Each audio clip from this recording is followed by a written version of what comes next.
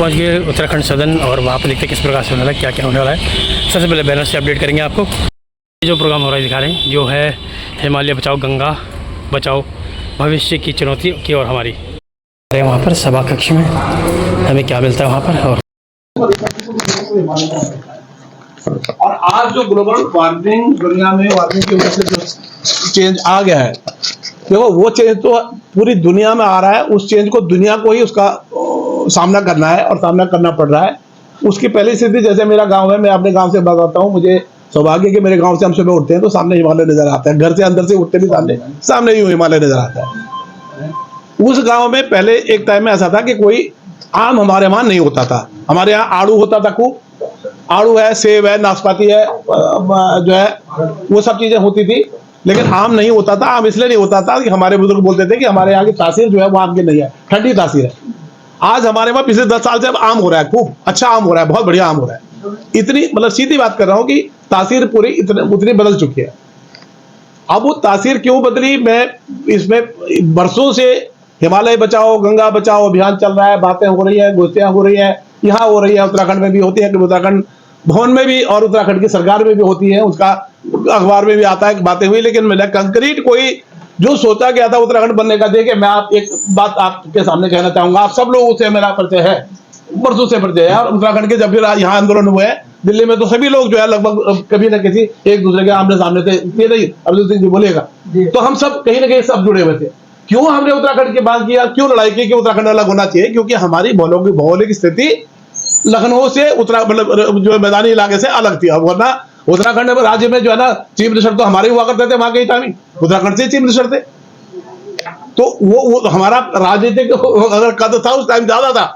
अगर आप याद करो आज की डेट में, तो मैं समझता हूँ उस जमाने में हमारा जो राजनीतिक कद था, जो हमारे उस जमाने के चीफ मिनिस्टर थे, क्या बघुला जी का कद था, क्या पंत साहब का कद था, क्या केसी पंत का कद था, किसी मतलब यह कि जो बड़े बड़े नेताओं से बड़ा कोई कम कद नहीं था। हम कद में सबसे ऊंचे थे तो पद में भी ऊंचे थे, ऐसी कोई बात नहीं। पहाड़ियों की हर जगह इज्जत होती थी। अब आज मैं मतलब कटाक्ष नहीं कर रहा हूं, आप हमारी राजनीति की इज्जत कितनी है वो आप देख सकते हैं, बात खत्म हो गई। तो वो जो हमने सोचा था कि उत्तराखंड बनाया जाए, किस लिए बनाया जाए? क्योंकि हमारी भौगोलिक स्थिति अलग है। जैसे रोड जो है वो मैदान यहाँ बनेगी, वो हमारे वहां उज्जैन से नहीं मिल पाएगी। जैसा पानी का इंतजाम यहाँ हो सकता है, हमारे लिए कुछ और साधन की आवश्यकता है। हमारे जंगलों को बचाने के लिए और साधन की आवश्यकता है, हमारे पहाड़ को बचाने के लिए और साधन की आवश्यकता है। हमारे पहाड़ में अगर हमने खेती करनी है तो उस खेती का नमूना कुछ और होना चाहिए, एक बात। और दूसरी बात है कि जो खराब चीज हमारे वहां थी वो चीड़ का पेड़ था। मैं आपको बताऊं, चीड़ का वृक्ष सबसे पानी को खत्म करने वाला वृक्ष है। जगह जगह जो आज पानी की कमी होगी, क्योंकि चीड़ हमारे यहाँ भरमार रही चीड़ की। आप अगर मसूरी से ऊपर जाते हो, सीधा अगर ऊटी को चले जाओ, क्या सुंदर देवदार के पेड़ है, पूरा जंगल देवदार का, कितनी हरियाली और पानी पानी है जहां पर जाओ, पानी के झरने। तो क्यों नहीं सरकार ये सोचती, क्यों नहीं सरकार ये करती कि जहां जहां आप चीड़ के पेड़ पुराने खत्म हो रहे हैं, चीड़ के जंगल खत्म हो रहे हैं, उस जगह पे ऐसे पेड़ लगाए जाए जिससे भाई आप अगर देवदार का पेड़, क्या सुंदर हवा आती है उसे। और सब चीज, देवदार इतना महंगा है, आपकी वो लकड़ी पूरे जगह जो है ना सबसे महंगा है देवदार। वो आपको सरकार को आमदनी भी होगी, आपका वातावरण भी बचेगा, सब चीजें बचेंगी। सरकार को कुछ चीजें इस ढंग से लानी पड़ेगी कि जो मैदानी इलाके से अलग है। सड़कें बन रही हैं, सड़कें बनने का बिल्कुल ठीक बात है। वहां के लोगों को पहले रोजगार मिलता था, सबल लेके जाते थे, कुदाल लेके जाते थे, खोदते थे, सड़क बनती थी, रोजगार भी कंटिन्यू लगा रहता था जगह जगह, और ऐसा नुकसान भी नहीं हुआ। अब क्या है, ठेकेदार कहाँ के हैं? माफ करना, ठेकेदार भी बड़े बड़े ठेकेदार, और जितने होटल वहां जितने बन रहे हैं, और जितने बड़े बड़े आज हम कहते हैं हमारा विकास हो गया, वहां उत्तराखंड में बहुत बड़े बढ़िया बढ़िया रिसोर्ट बन गए। उत्तराखंड में कितने रिसोर्ट है गिन के बताइए, मैं सरकार से पूछना चाहूंगा किसी टाइम। माफ करना इस बात को, कितने रिसोर्ट हमारे उत्तराखंड के आज भी जाकर के, यहाँ से जाकर के वहां सारे सब रिसोर्ट जो है बड़े बड़े लोग के, हमारे लोग आज भी थोड़ा बहुत वहां नौकरी कर रहे हैं। तो हमको थोड़ा बेसिक चीज पर इस पर जाना पड़ेगा अगर इसके लिए कार्य करना है। बहुत खुशी की बात है कि आप इस बात को आगे बढ़ा रहे हैं, हम आपका दिल से सम्मान करते हैं, बढ़ाइए इस बात को आगे। और कुछ लोग प्रण करिएगा कि भाई इसके लिए फिर हम क्या करना है आगे, उसके लिए कुछ जो है संकल्प लेकर के आगे बढ़े। तो मैं समझता हूँ कि हम लोग इसके लिए कुछ कर सकते हैं, ऐसा नहीं कि नहीं कर सकते, लेकिन हमें वो मूल भावना पे जाना पड़ेगा कि हमने ये अलग क्यों बात करी थी, वो राज्य की अलग बात क्यों करी थी, अलग राज्य बात की बात क्यों की थी। हमारी भौगोलिक स्थिति बिल्कुल अलग है, उसको बनाने के लिए हमारे यहाँ कुछ अलग ढंग से हमको कार्य करना पड़ेगा, जो नहीं हो रहा है। तीसरी बात क्या है, हमारे उत्तराखंड के टाइम में जब हम उत्तराखंडी सब लोग, हमारे माँ बाप मेरे माँ बाप तो ये बोलते थे, दादा दादी, मैंने उनसे सबसे सुना कि भाई आप बद्रीनाथ जाएंगे, अब बेटा भी हो गए हैं और सबका सब ठीक ठाक हो गया, भगवान के बाद वहां मर भी जाएंगे तो कोई बात नहीं। आज वहां जो है लोग जो है वो ये कल शादी हुई है, आज चूड़ा चूड़ा पहन कर ये वहां जा रहे हैं और यहाँ से हरियाणा के लड़के जा रहे हैं, साथ में दारू की बोतल ले जा रहे हैं। तो क्या सरकार को तो रोकना पड़ेगा इस बात को। ऐसा हम उस देवभूमि को बना, अगर हमारी ऐसी देवभूमि धीरे धीरे इस ढंग से वो जाती जाएगी।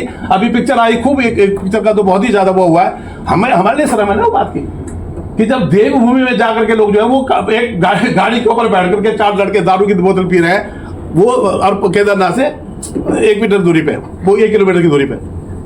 तो अगर ऐसा वातावरण वहां का बनता जाएगा तो क्या फायदा हुआ उत्तराखंड बनने का? क्या जो है ना वो हम देवभूमि में कब तक बचा के बोलते रहेंगे? तो देवभूमि अगर इस ढंग से वो तो एक भूमि कहीं की कहीं जाने वाली है। तो कृपा करें, अगर आप इस बात को जहां, हाँ हम व्यक्तिगत रूप से या सामाजिक रूप से, मैं नहीं बताना चाहता या इस टाइम बोलने का इतना टाइम भी नहीं है, सामाजिक ढंग से भी हम आपके साथ जो आप बोलोगे हम करने को तैयार है, लेकिन एक बार कंक्रीट कुछ करना पड़ेगा, सरकार को भी करना पड़ेगा, करना अल्टीमेटली सरकार को भी पड़ना है। सामाजिक सरोकारों में हम पब्लिक साथ है, आप पत्रकार हमारे बीच में बैठे हैं, हमारे यहाँ वकील साहब बीच में बैठे हैं, सब मतलब इस ढंग से सामाजिक रूप से तो हम सब लोग मिल करके बात को बढ़ा सकते हैं, लेकिन सरकार में आप लोगों को करना पड़ेगा, तब यह बात बनेगी। धन्यवाद। आदरणीय उपाध्याय जी और अजय जी, रावत जी, बेसिकली मेरे को जो आप सब लोगों को सुन के एक नजर आ रहा है कि हम अपने आप को कल्प्रिट बना रहे हैं हिमालय के। उत्तराखंड वालों को क्यों कल्प्रिट बना रहे हो आप? क्या उत्तराखंड को विकास नहीं चाहिए? हमें विकास चाहिए, लेकिन विकास विनाश के साथ नहीं होना चाहिए। अब हिमालय की बात आई, हिमालय कोई उत्तराखंड का नहीं है, उत्तराखंड हिमालय के बिल्कुल मध्य हिमालय के क्षेत्र में आता है। यदि आपने हिमालय के बारे में कभी किसी ने पढ़ा हो तो हिमालय के 3 जोन है। पहला है सबसे बड़ा हिमालय, दूसरा है मध्य हिमालय और तीसरा जो तराई वाला क्षेत्र है ये सबसे नीचे का हिमालय है।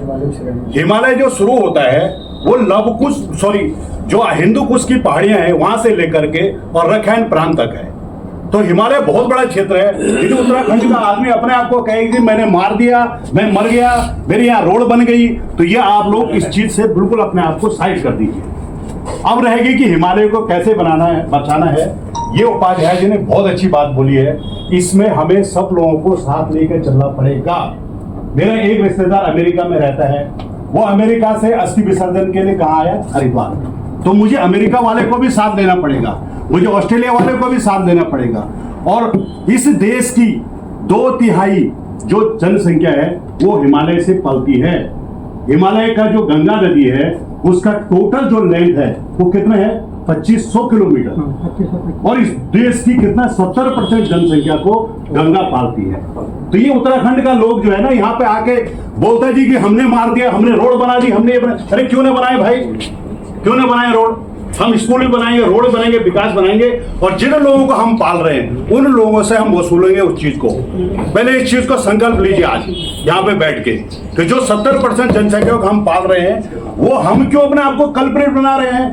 भाई साहब थोड़ा सा मॉडर्न होके देखिए सर। सर आप टिहरी के पानी का कितना पैसा उत्तराखंड को मिलता है पहले वो ले लीजिए। अरे भाई साहब वो बात देखो, बात की है, पहले वो लेके देखिए। पहले सुनिए, टिहरी डैम में किस बना हुआ है सर बताएंगे कितना पैसा उत्तराखंड को मिलता है ये बताइए। भाई साहब मैं आपसे ये कह रहा हूँ कि टिहरी डैम का पैसे कहाँ जा रहा है? ऐसा नहीं कितना हिस्सा उत्तराखंड को मिलता है ये तो ऐसा वो लेने की बात है ना। आप सुन क्यों मेरे बात को? आप टिहरी के सारे पैसे मांग लो ना, कौन करे आपको? मत मांगो उससे। वही तो करो, वो पहले बात करो ना। मैं आपसे ये कह रहा हूँ कि मत मांगो। हमें देखिए दूसरा ऐसे है कि जब तक वहां के लोगों को आप प्रॉपर ढंग से उनके जीवन यापन के साधन को ठीक नहीं करोगे तब तक वो आएंगे। मैं दिल्ली क्यों आया हूँ? मैं पागल हूँ? मैंने MBA किया हुआ है। मैं दिल्ली आके जो है मैं 5 लाख रुपए महीने कमा रहा हूँ। क्या मुझे 5 लाख रुपए महीने दोगे आप लोग? वहाँ कोई नहीं दे सकता मुझे 5 लाख रुपए महीना। वहाँ आपको पहले इस इकोनॉमी को जनरेट करना पड़ेगा उत्तराखंड के अंदर और अपने आप को कल्प्रिट नहीं बनाना पड़ेगा कि मैंने तो रोड बना ली जी, मेरा तो वहां से गधेरा नीचे गिर गया जी, मेरा ये हो गया जी, मैं तो बहुत बड़ा दोषी हूँ। भाई साहब अपने सिर के ऊपर जो है नीचे दबा दो उसको और लोगों को काम मत करने दो। भाई साहब विकास का काम होना बहुत जरूरी है, इसको बिल्कुल सोच लो। हिमालय के अंदर आज की डेट में हिमाचल प्रदेश चले जाए आप, कहां से कहां विकास पहुंच गया है, कितना आगे पहुंच गया हिमाचल आपसे। जम्मू कश्मीर भी किसका क्षेत्र है? जम्मू कश्मीर भी हिमालय का ही क्षेत्र है। कहां से कहां पहुंच गया है वो। भाई साहब, हम छोड़िए, please। मेरा आपसे रिक्वेस्ट है सबसे कि ये शब्द बोलना छोड़ दीजिए कि रोड नहीं बननी चाहिए। बहुत बढ़िया, बहुत बढ़िया। ये शब्द बोलना छोड़ दीजिए, ऐसा नहीं होना चाहिए। ये शब्द बोलना, ये नेगेटिव जो विचारधारा उत्तराखंड वालों की है, मुझे बिल्कुल पसंद नहीं है ये विचारधारा। बिल्कुल सही। मैं बिल्कुल आप लोगों से अलग हूँ। भले आप लोग मेरा जितना प्रति विरोध करो, नहीं, ये हमें सही है। पॉजिटिव होना पड़ेगा। हमें पॉजिटिव होना पड़ेगा। हमें उन, जब उपाध्याय जी ने एक शब्द बहुत शानदार बोला था, उस 70% लोगों को अपने साथ जोड़ना पड़ेगा जो हिमालय से फायदा ले रहे हैं। वो जो अमेरिका से अपने अस्थि विसर्जन के लिए हरिद्वार आ रहा, मुझे उसको जोड़ना पड़ेगा। जो ऑस्ट्रेलिया वाला यहाँ आएगा, बेहतर बोलेगा अस्थि विसर्जन के लिए टैक्स लगा दो ना। पैसे कमाने हैं, आपने विकास करना ना हिमालय का, आपने नालियां बनानी है रोड के साइड में, तो आप टैक्स लगा दो। बात तो जो ये हो रही है कि अब ये धरातल की बात कर रहा हूँ, हाँ जी, मैं भी- थ्योरी की बात नहीं। हाँ जी, हाँ जी। कि हम भी वहाँ पढ़े हैं। मतलब आग लगने थी, पूरे गांव के बच्चे 100 लिखते हैं, वो आग में छोड़ जान सा। तो मैं अभी हम 18 तारीख को गए, आग लगी हुई है, सब देख रहे हैं। फॉरेस्ट डिपार्टमेंट से 4 आदमी को बुझाने के लिए आया है। हमने किस तरह की संस्कृति को डेवलप किया। आज मैंने घर में 45 लाख का मकान बनाया है, बिहार से 9 आदमी 1 साल तक बाहर है। क्या आप नर की शिक्षा दे रहे हैं किसी को? क्या हम किसी को नर की शिक्षा दे रहे हैं कि वो इलेक्ट्रिशियन का काम करे?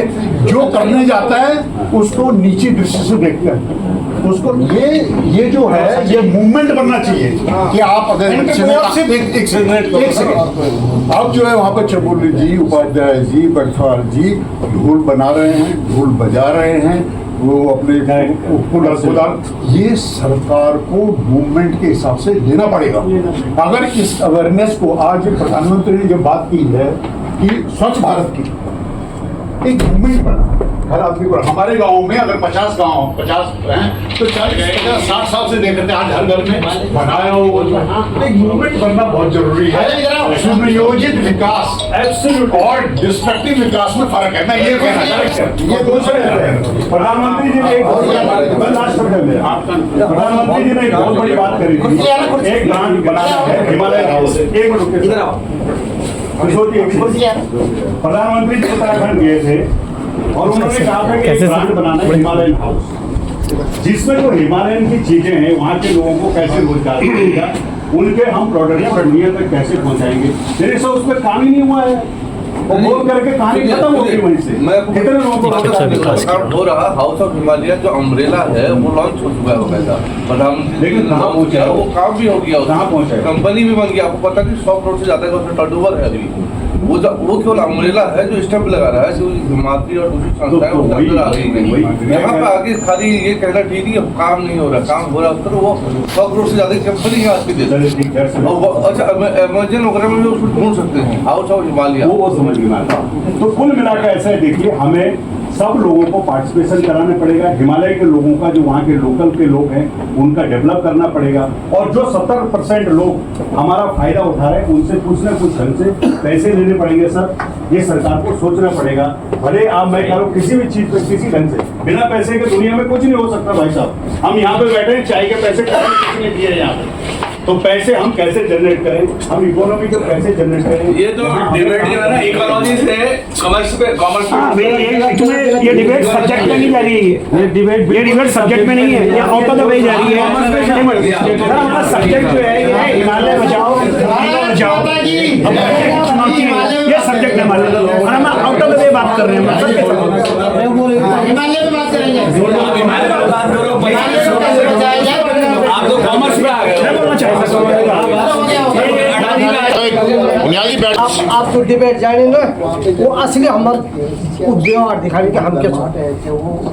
इधर संगीन विषय है, कोई इना छुई लगाने, कोई इना छुई लगाने पे मैं आप तो 20 दिन पॉइंट बताना चाहता हूँ कि जब मैं एक देहरादून को सुबह 3 बजे उतर वक्त प्रेमनगर, तो वो झाड़ू लगाना चाहिए, तो वो आगे रह जाएगा थोड़ा कपड़ा उत्तर काशी गो में वो की हाल से सब जगह ही हाल। कॉन्सेप्ट ये हो कि हिमालय बचाना अपन घर बैठे। अब एक हम बता बात रहा था कि क्या कारण से कि हम अब जमीन और जंगल से इधर विमुख हो गए।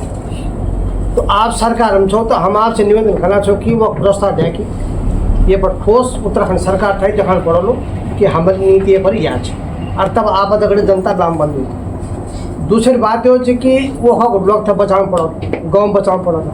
25 साल पर राज्य था हो गया ही, तो 25 साल में हम तमाम आंदोलनकारी बोधा आप हम क्या काम कर रहे हैं, हम वो जो लाख रुपये कमाने चलती में अगर जो ये कमाने चाहिए हम अब कुछ अब रोजगार स्थापित कर या हम कुछ काम करना चाहिए।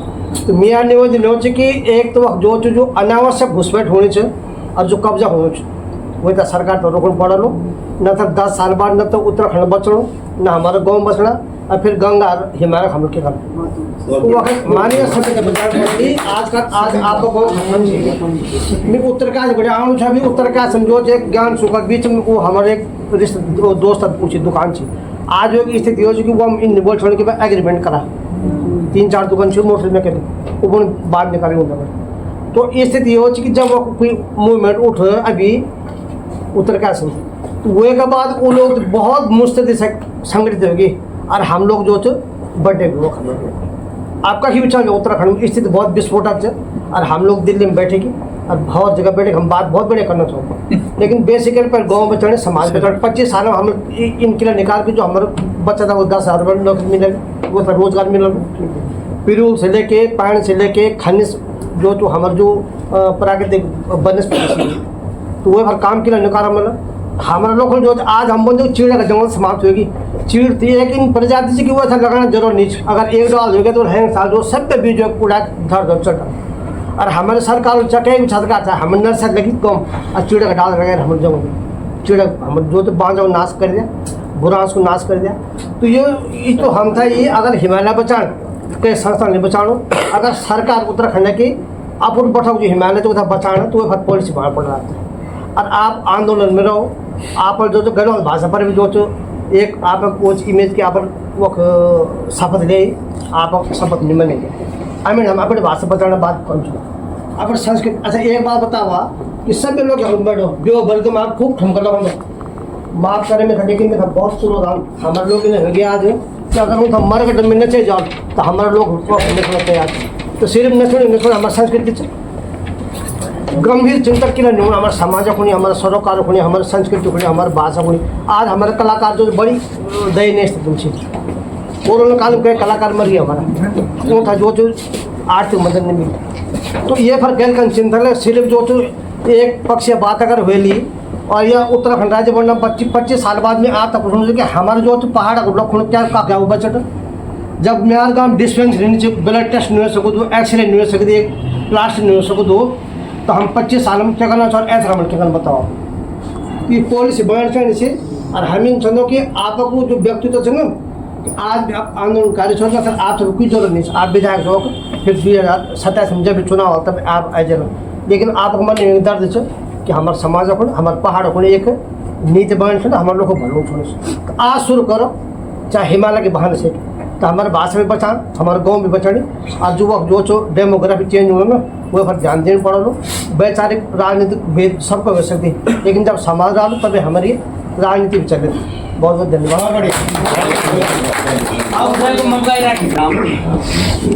बड़ा बड़ा वक्त बात करी और खत्री जी बना चाहे कि वास्तव में विकास जो बार बार मुद्दा आने के भाई पहाड़ पे जो है हिमालय की बात है हिमालय की टॉपिक है कि पहाड़ में अगर रोड का डेवलपमेंट हो रहा है तो कहीं न कहीं हिमालय के बिना से विकास जरूरी है। हम एक तरफ समाज कहते हैं कि हमारा समाज का विकास नहीं हो रहा है डेवलपमेंट का विकास नहीं हो रहा है। अगर विकास हो रहा तो हम उसको गलत दृष्टि देंगे। अगर टेक्निकली देखेंगे तो हम उसको कंपेयर अगर यूरोप के पहाड़ों से करेंगे कि यूरोप में इससे यहाँ इतनी बड़ी टनल नहीं जितनी बड़ी बड़ी टनल 25-26 किलोमीटर की टनल यूरोप में है लेकिन वहाँ का जो रॉक है यहाँ का जो रॉक है बहुत जमीन और आसमान का फर्क है।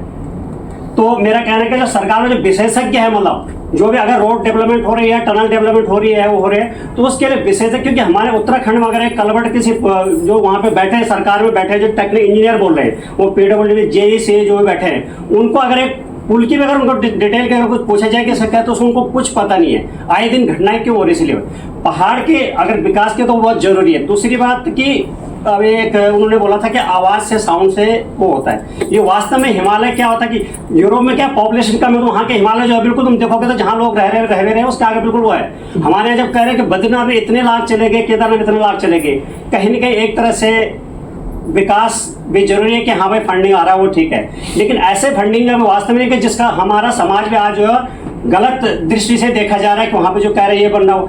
मैं तो कह रहा सरकार को एक टारगेट चीज बिल्कुल रूल्स बनाना चाहिए कि यात्रा पहले जमाने में हमारे उन्होंने बोला है कि ये गांव से जब बुजुर्ग जाते थे कहते यार पूरा गांव छोड़ने जाते कि कहाँ जा रहा है, तीर्थ यात्रा पे जा रहा है। तो हम तो कह रहे सरकार कम से एक मानकीकरण करे कि या तो परिवार हो उसका अलाउड हो, या तो कपल हो मतलब हस्बैंड वाइफ हो, चलो बैचलर्स को मैं तो कह रहा हूँ वहाँ किसी भी हालत में जो है तीर्थ यात्रा चाहे केदारनाथ हो, गंगोत्री, यमुनोत्री और बद्रीनाथ, इनको बैचलर के अलाउड नहीं, क्योंकि बैचलर उस चीज का कहीं भी मुझे नहीं लगता है कि वो एक तीर्थ यात्रा की दृष्टि से वहां पे जा रहे हैं। रही गंगा की बात, हर कोई करके हमारे आप ऋषिकेश से जस्ट पहले आप देखेंगे तो हमारी गंगा ऐसे कि आप जाकर के सीधे पानी पी सकते हो, लेकिन उसके जस्ट बाद जो है हरिद्वार से जस्ट अगर आप आएंगे जितनी भी फैक्ट्रीज हैं किसी का जो डिस्चार्ज वाटर रखा है उसका कोई भी ट्रीटमेंट का किसी ने नहीं रखा हुआ है, वो कहाँ आ रहा है, गंगा में आ रहा है। जब वो गंगा में आएगा तो उसके क्लीनिंग तुम लाख क्लीनिंग करते जाओ, एक तरफ तुम सफाई कर रहे हो, दूसरी तरफ से वो कहने के केमिकल्स सब कुछ जो है गंगा में समा रहा है। जब तक जितनी भी इंडस्ट्री जितनी भी जो है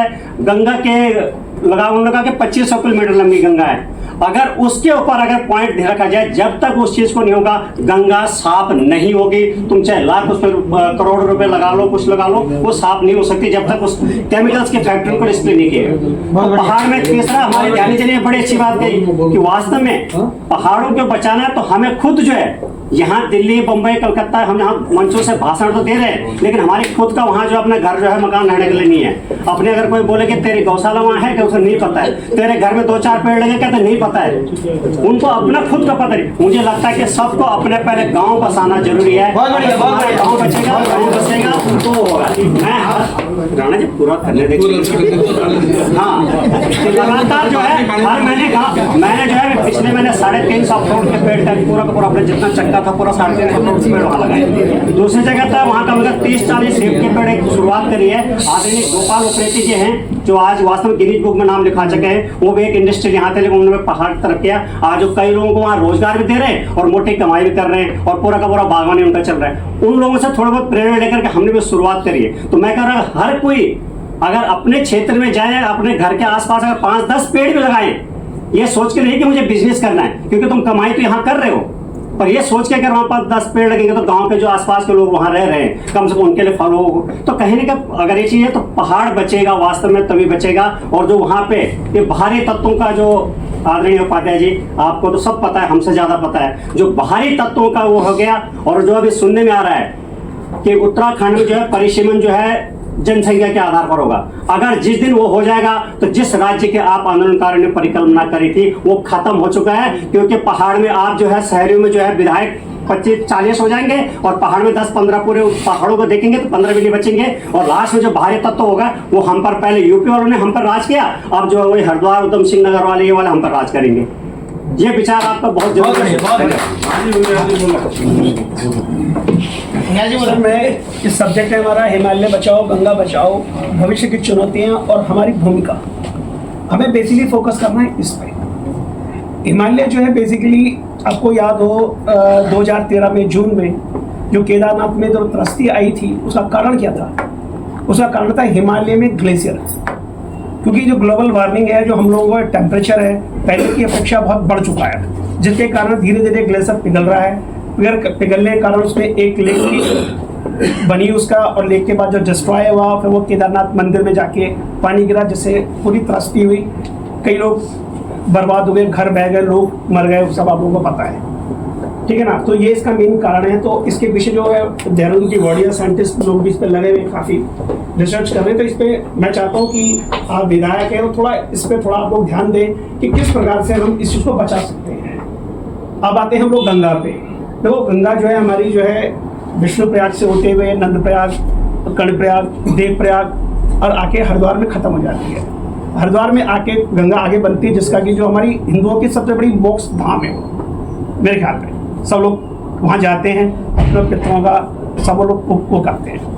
तो गंगा को अगर हमें बचाना है, जो आजकल पॉल्यूशंस हैं वो पॉल्यूशंस कहाँ पे हो रहे हैं, जो जैसे अभी बताया था केमिकल्स फैक्ट्री, जब तक हम लोग इन चीज़ों को नहीं रोकेंगे, जितने भी रिसोर्ट्स होटल्स हैं उन्होंने क्या कर रखा है, अपने जो वेस्टेज हैं उठा के नदियों में डाल दिए सीधे।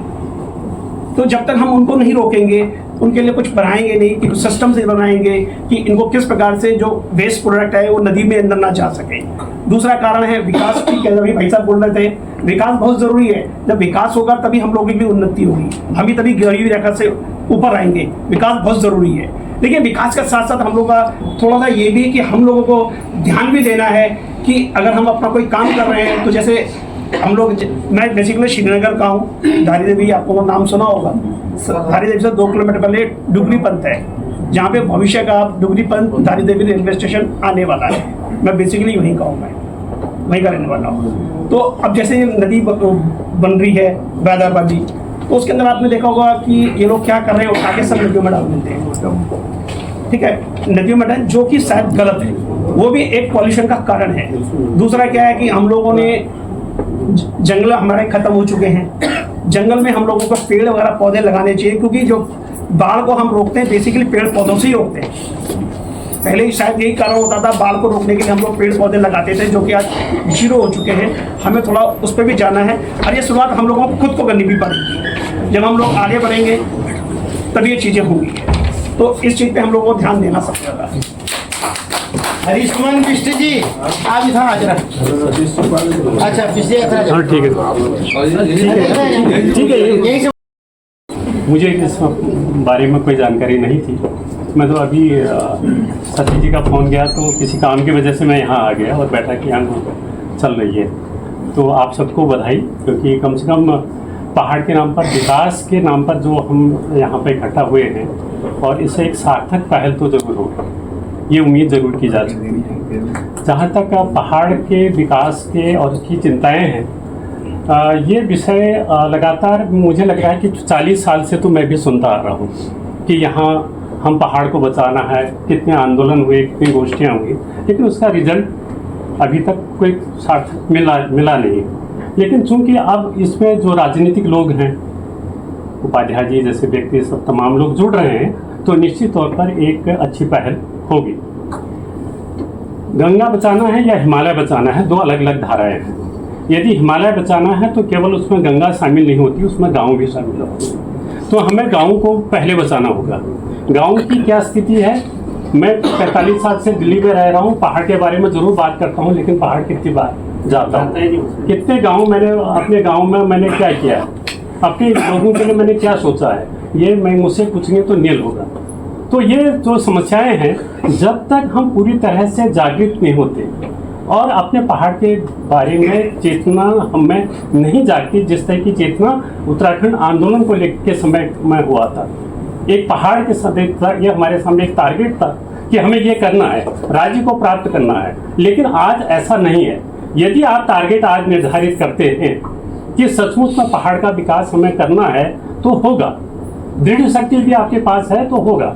लेकिन सवाल यह है कि हमारी जो सरकारें, चाहे वो केंद्र सरकार की हो या राज्य सरकार है, वो क्या कर रही है, उनका मनोविज्ञान आपको क्या कहता है, आप उससे क्या समझ पाते हैं, हमारी नीतियाँ क्या हैं, पहाड़ को लेकर हम क्या सोच रहे हैं, ये तमाम हमारे से कहीं हमारी सरकार का विषय है सोचने का। और वो आप जैसे प्रतिनिधि जो यहाँ पर मौजूद हैं, आपकी बात वहाँ पर रख सकते हैं। और मैं इतना ही कहूँगा, मेरी हार्दिक शुभकामनाएं। जैसा आप कहेंगे मैं आपके साथ। वैसे तो विषय सारे के सारे आ चुके हैं, नरेंद्र वालों ने भी अपनी बात रखी, नरेंद्र वालों ने, लेकिन इसमें एक विषय है कि मेरे लिए करणीय कार्य क्या है। यहाँ से सुना मैंने, अच्छी बात करी, तो मैं कल से या आज से जाके या संभावनाएं जब भी तैयार होंगी उस समय मैं क्या करूँगा।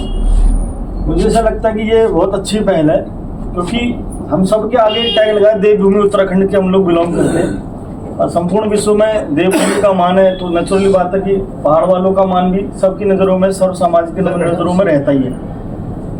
अभी करने वाला मुझे जो लगता है कि कम से कम वर्ष में एक बार हम लोग को घर जाना चाहिए, और जितने भी दिन के लिए हम जाते हैं उसमें एक दिन प्रकृति के लिए निकालना चाहिए। अपनी प्रकृति, अपने नौले, अपने गधेरे, अपने डांडा, अपने कांडा। आज बहन जी ने जैसे बताया, उत्तराखंड के बड़े सारे पलायन के बड़े सारे रीजन, भाई साहब ने बताया, ध्यानी जी ने बड़ा डीपली बताया गाँव में पलायन के रीजन। उसमें से जिस बेल्ट में मैं रहता हूँ, अल्मोड़ा, लमगढ़ा, जिस बेल्ट में मैं रहता हूँ, वहाँ पर पानी भी एक पलायन का रीजन है। तो पलायन पानी बड़ा आज जो नॉलेज है वो सूख गए हैं। जो गधेरे थे उधर वो आते नहीं, बरसाती नाले आते हैं वो किसी काम के सामान्य आदमी के लिए नहीं रहते। सरकार की तरफ योजना बड़ी उम्मीद से देखते हैं, लेकिन कुछ तो कारण है कि 24 साल में 12 मुख्यमंत्री 10 मुख्यमंत्री बदल गए, कुछ तो कारण होंगे। उस तरफ नहीं जाना चाहिए। मेरा मानना है कि मुझे क्या करना है, मेरे लिए कल सुबह से क्या काम है इस विषय को लेके। तो मुझे मानना है कि जब भी हम साल में जाएं, 15 दिन महीने में जाएं, 15 दिन के लिए 10 दिन के लिए जाते हैं, तो उसमें कम से कम हम दो दिन अपने कुल देवता इष्ट देवता इधर जाते हैं, अपने रिश्तेदारी में जाते हैं। एक दिन इस प्रकृति संवाद के लिए भी रखें अपने जीवन में। एक दूसरा, दिल्ली शहर में इस तरह की छोटी छोटी गोष्ठियां, चाहे 10 ही लोगों की हो, हिमालय के ऊपर, पहाड़ के ऊपर, पहाड़ और पहाड़ियत के ऊपर, आपसी संवाद के ऊपर होनी चाहिए, बिना किसी राजनीतिक वो विचारधारा के। जैसे गांधी जी ने बड़ा अच्छा बोला, किसी भी पार्टी से बिलोंग करते हैं, लेकिन पहाड़ तो सबका क्यों नहीं हो पा रहा है, तो सोचना तो चाहिए। जब सोचेंगे तो हो जाएगा। अंत में कोई भी विषय ना व्यक्ति से बड़ा नहीं है। जब हम सोच लेते हैं तो विषय खत्म होने के कारण होता है। और खासतौर पर किसी विचार हो चाहे व्यक्ति, जब दुर्जन शक्तियां सर्जन शक्तियां चुप होती हैं तो दुर्जन शक्तियां हावी हो जाती हैं।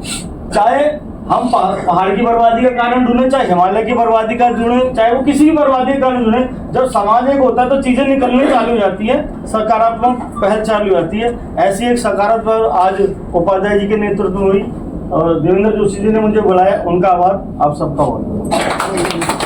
एक नाक को हिमालय पिघल रहा, उसका कारण क्या है? जो हिमालय पिघलने का कारण होता है कि मैदानी क्षेत्रों से गर्म हवाएं जाके हिमालय से टकराती हैं और उससे हिमालय पिघलता है। अब हमारे यहाँ क्या हुआ भाई साहब, हमारे यहाँ क्या हुआ, हम लोगों का कोई दोष नहीं है। ऊपर वाले लोग सोच रहे हैं कि हमारा दोष, हमारा कोई दोष नहीं है। हमारे यहाँ प्रॉब्लम क्या हुआ कि जो भाबर थे, भाबर का क्षेत्र समझते हैं आप लोग, जो नीचे तराई का क्षेत्र थे वहां सारे पेड़ लोगों ने काट दिए थे। अब होता क्या था कि जब नीचे समुद्र से गर्म हवाएं जाती थी तो वो पेड़ों से टकराती थी और पेड़ों से टकराए को धीरे धीरे ठंडी होकर के ऊपर के क्षेत्रों में जाती थी और हिमालय पर्वत में जाके वो बर्फ बन जाता था, जिससे हमारा हिमालय का वो जो बर्फ का वो था वो मोटा हो जाता था। अब क्या हुआ कि भाबर में तो लोगों ने अंधाधुंध पेड़ काट दिए, तो अब क्या हो रहा है, जो यहाँ से गर्म हवाएं जा रही हैं वो सीधा का सीधा हिमालय से टकरा रही है, जिससे आपके यहाँ एक साथ पानी नीचे गिर जा रहा है। जो पानी एक साथ नीचे छूट जाता है ना बादल से, उसका कारण क्या है? क्योंकि वो बादल यहाँ से जब गया तो ठंडा नहीं हुआ, वो सीधे जाके बर्फ से टकराया हो और टकराते ही क्या वो सारा पानी से वही नीचे गिरा दिया। तो भाई साहब इस दोष को बिल्कुल अपने ऊपर मत मारिए कि पेड़ रोड बन गई है, ये हो गया, नहीं, ये मैटर नहीं है। ये मैटर ये है कि जो मैंने रिसर्च किया भाई साहब, मैं वैज्ञानिक नहीं हूँ, मैंने इस पर रिसर्च किया हिमालय जो आपका भाबर का क्षेत्र पूरी तरह से कट गया। बस जी भाबर के क्षेत्र में आपको बहुत सारे पेड़ डालने पड़ेंगे, दोबारा भाबर के क्षेत्र को हरा बनाना पड़ेगा, तब जाकर आपका हिमालय पूरा बच जाएगा। आपकी कोई गलती नहीं है, अपने मन में ऊपर मत लेके जाइए। नमस्कार साथियों, आज बड़ी खुशी की बात है कि पहले एक बार प्रेस क्लब में और दूसरी बार यहाँ पर वैश्विक हिमालय संगठन के आह्वान पर हिमालय बचाओ गंगा बचाओ की बात हो रही है। और मैं विशेष तौर पर किशोर उपाध्याय जी को इस बात के लिए धन्यवाद देना चाहता हूँ कि एक राजनेता होने के बावजूद आज उनके अंदर पहाड़ के पर्यावरण के प्रति जो संवेदना है वो वास्तव में प्रशंसनीय है। भले ही वो किसी पार्टी से जुड़े हों, लेकिन पहाड़ की बात करने और पहाड़ के जन सरोकारों से जुड़ने के प्रश्न पर वो हमेशा से बहुत ही संजीदा रहे हैं। क्योंकि मैं सुंदर बहुना जी के ज़माने से उनको देखते और सुनते आया हूँ, वो प्रारंभ से ही इन सवालों से जुड़े रहे हैं। तो मैं उन्हें विशेष तौर पर आज इस मौके पर धन्यवाद देना चाहता हूँ। साथियों, पहाड़ बचाने का सवाल, गंगा बचाने का सवाल बहुत बड़ा सवाल है और ये इतना बड़ा सवाल है कि इसमें बहुत बड़े बड़े पर्यावरणविदों की सोच ज़्यादा काम करेगी बनिस्बत इसके कि हमारी आपस की बहस को लेकर के हम इस पर विचार करें। हाँ, ये ज़रूर है कि इससे हम इन विषयों पर समय समय पर अपने आप को सजग कर सकते हैं और ये प्रयास उत्तराखंड, पहाड़, हिमाचल प्रदेश, अभी वायनाड में हाल ही में हुआ, इस प्रकार के तमाम क्षेत्रों में जहाँ पर पर्यावरणीय आपदाएं व्यापक पैमाने पर आ रही है, उनके प्रति हम अपने समाज को सचेत कर सकते हैं। जहाँ तक उत्तराखंड की बात है साथियों, आप ये देख रहे होंगे कि ये जो प्रक्रिया है, अगर पहाड़ रहेंगे, हिमालय रहेंगे, गंगा रहेगी, तो डिवास्टेशन तो आते रहेंगे। ये एक ऐसी प्रक्रिया है जिसको हम पिछले कई वर्षों से देखते आए। भूकंप भी हमने देखे हैं, डिवास्टेशन, इकोलॉजिकल डिजास्टर हमने देखे हैं बड़े बड़े पैमाने पर, चाहे वो 13 का रहा हो, उससे पहले के रहे हो, श्रीनगर का अर्थक्वेक रहा हो, तमाम डिजास्टर्स हम देखते हुए आए और ये देखते हुए आते रहेंगे भविष्य में भी। लेकिन सवाल ये है कि पिछले 50-70 वर्षों में जिस भारी प्रक्रिया से यह पर्यावरणीय डिजास्टर्स उत्तराखंड और पहाड़ देश के हिस्सों में आए हैं, जहां पर्यावरण के नाम पर खिलवाड़ किया गया है, तो वहां पर हमें आज इस मुहिम पर इसको लाकर के खड़ा कर दिया है कि हम आज सोचने को विवश हो गए। आखिर क्या वजह है कि हम आज पर्यावरण के इन नुकसानों के बारे में सोच रहे हैं? आखिर कुछ तो वजह होगी। तो मैं ये मान के चलता हूं कि पिछले 70-80 सालों में जिस रफ्तार से गांव खाली हुए हैं और जिस रफ्तार से अनफ्रेंडली एनवायरनमेंट जो डेवलपमेंट हुआ है उत्तराखंड में, वो सबसे बड़ा कारण है कि हमारे उत्तराखंड में, हमारे जो हिमाचल प्रदेश में बहुत बड़े पैमाने पर जो है इस तरह के डिजास्टर आए हैं और लोगों ने जान माल को व्यापक पैमाने पर खोया है। 2013 का जो भूकंप था वो हमारा सबसे बड़ा उदाहरण है जो हमें सचेत करता है हमेशा के लिए इस पर्यावरणीय दुविधा की तरफ। और उसके बाद भी अगर हम सबक नहीं सीख पाए तो सब बेकार है।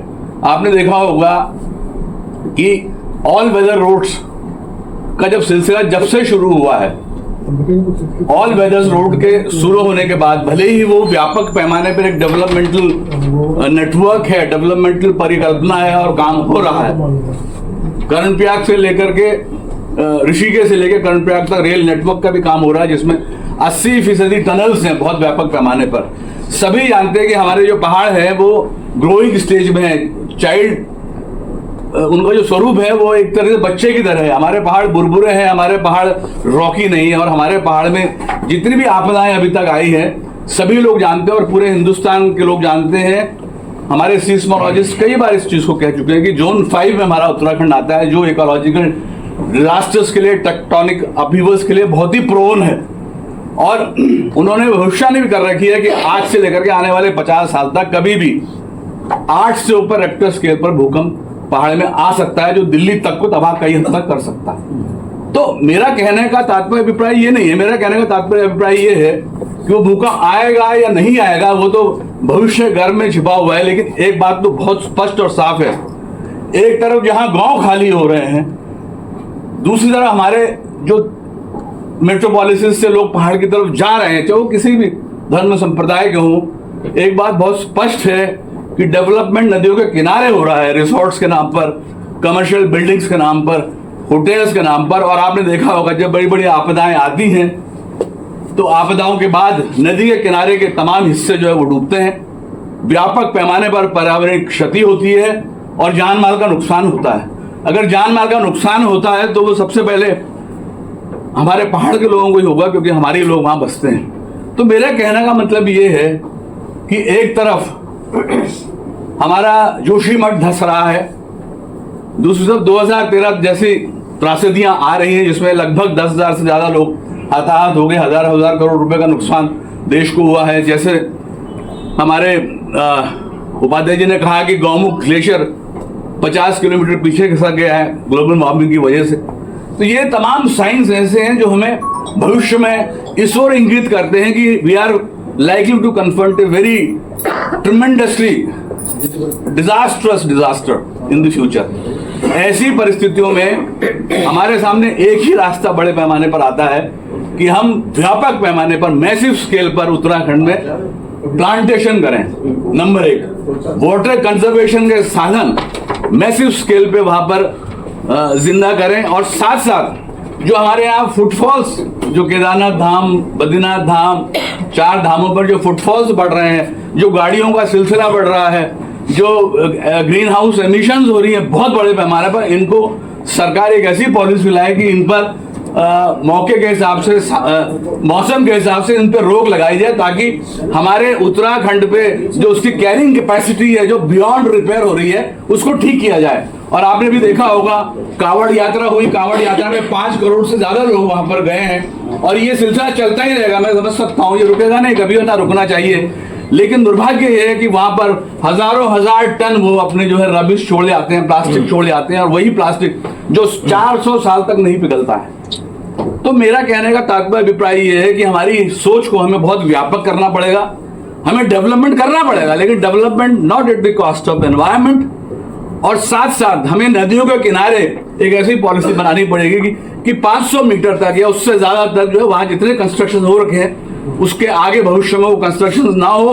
क्योंकि अगर बाढ़ आती है, अगर डैम के दरवाजे खुलते हैं, अगर एक्सेसिव रेन होती है, अगर डिजास्टर्स होता है, तो सबसे पहले नदी के किनारे रहने वाले लोग ही डूबते हैं, जो उत्तराखंड हिमाचल प्रदेश में सबसे ज्यादा नदी के किनारे वास करते हैं। तो साथियों, मैं ज्यादा कुछ नहीं कहूंगा, कहने को बहुत कुछ है, ये बहुत व्यापक सब्जेक्ट है। हम कोई सिस्मोलॉजिस्ट अर्थ साइंटिस्ट तो है नहीं, लेकिन मोटे तौर पे मोटी मोटी बातें हम लोग जानते हैं। इतना ये कहूंगा कि पहाड़ में व्यापक स्तर पर प्लांटेशन, वाटर कंजर्वेशन के सोर्सेज डेवलप करना, और सरकार को किशोर उपाध्याय जी के माध्यम से एक ऐसी पॉलिसी बनानी चाहिए कि हमारी जो कैरिंग कैपेसिटी वहां पर उत्तराखंड में बढ़ रही है, मतलब फिनोमिनल स्केल पे जो हमें नुकसान पहुंचा रही है, उस पर एक पॉलिसी सरकार को कंक्रीट बनानी पड़ेगी, ताकि मूवमेंट पे चेक हो।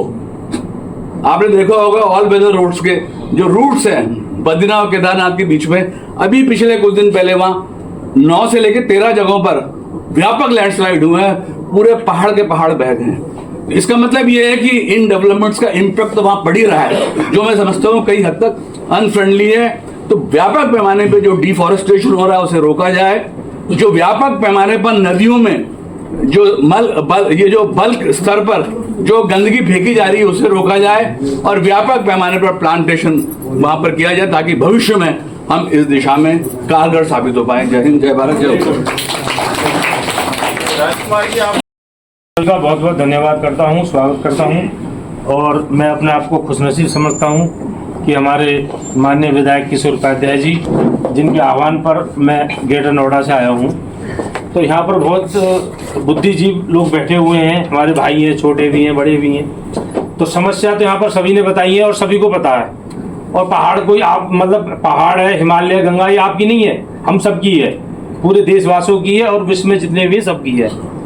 लेकिन हमारी भूमिका क्या होनी चाहिए, इस विषय पर चर्चा हो कि हम क्या कर सकते हैं। सभी लोग कर सकते हैं। कोई कह रहा था कि भाई यहाँ से लोग जाते हैं, वो कूड़ा फेंकते हैं। अरे जब पहाड़ सबका है तो सब जाएंगे, आप थोड़ी रोक सकते हो। एक भाई साहब कह रहे कि टैक्स लगा देंगे, आप क्यों लगा दोगे टैक्स? ये तो देश है, सरकार है, ये सरकार का काम है सड़क बनाने का। उसका भाई हमें क्या करना है, हमें ये काम करना चाहिए, ठीक है ना। आप तो एक बात मुझे सुनना था, ऐसा लग रहा जैसे पहाड़ आपका ही है, हम यहाँ मीटिंग में गलत आ गए। नहीं तो पेड़ लगाओ ना। दूसरी बात ये है कि समस्या सबको पता है क्या है। अब सरकार कर रही है नहीं कर रही है वो सरकार का काम है, लेकिन हमें एकजुट होकर, जैसे भाई साहब ने, हमारे विधायक जी ने वैश्विक हिमालय संगठन जो बनाया, जो आह्वान किया है, हमें इस संगठन के रूप में मतलब एक जो हम यहाँ बैठे हुए हैं, एक यहाँ जो बैठा हुआ है 1,000 के बराबर है, कोई 10,000 के बराबर है।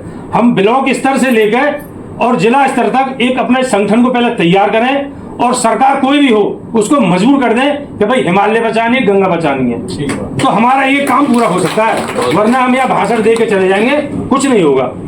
आप तीसरी मीटिंग में हमारा आप मिलेंगे, हम इस पे देखेंगे कि हमने संगठन में या इस संगठन को लेकर हमने क्या किया है। धन्यवाद। जम्मू कश्मीर से अरुणाचल प्रदेश तक और यहाँ किया ये हिमालय के बारे में, तो ये उसके संयोजक थे 2009 में। तो आपका स्वागत भी है कि इनको एक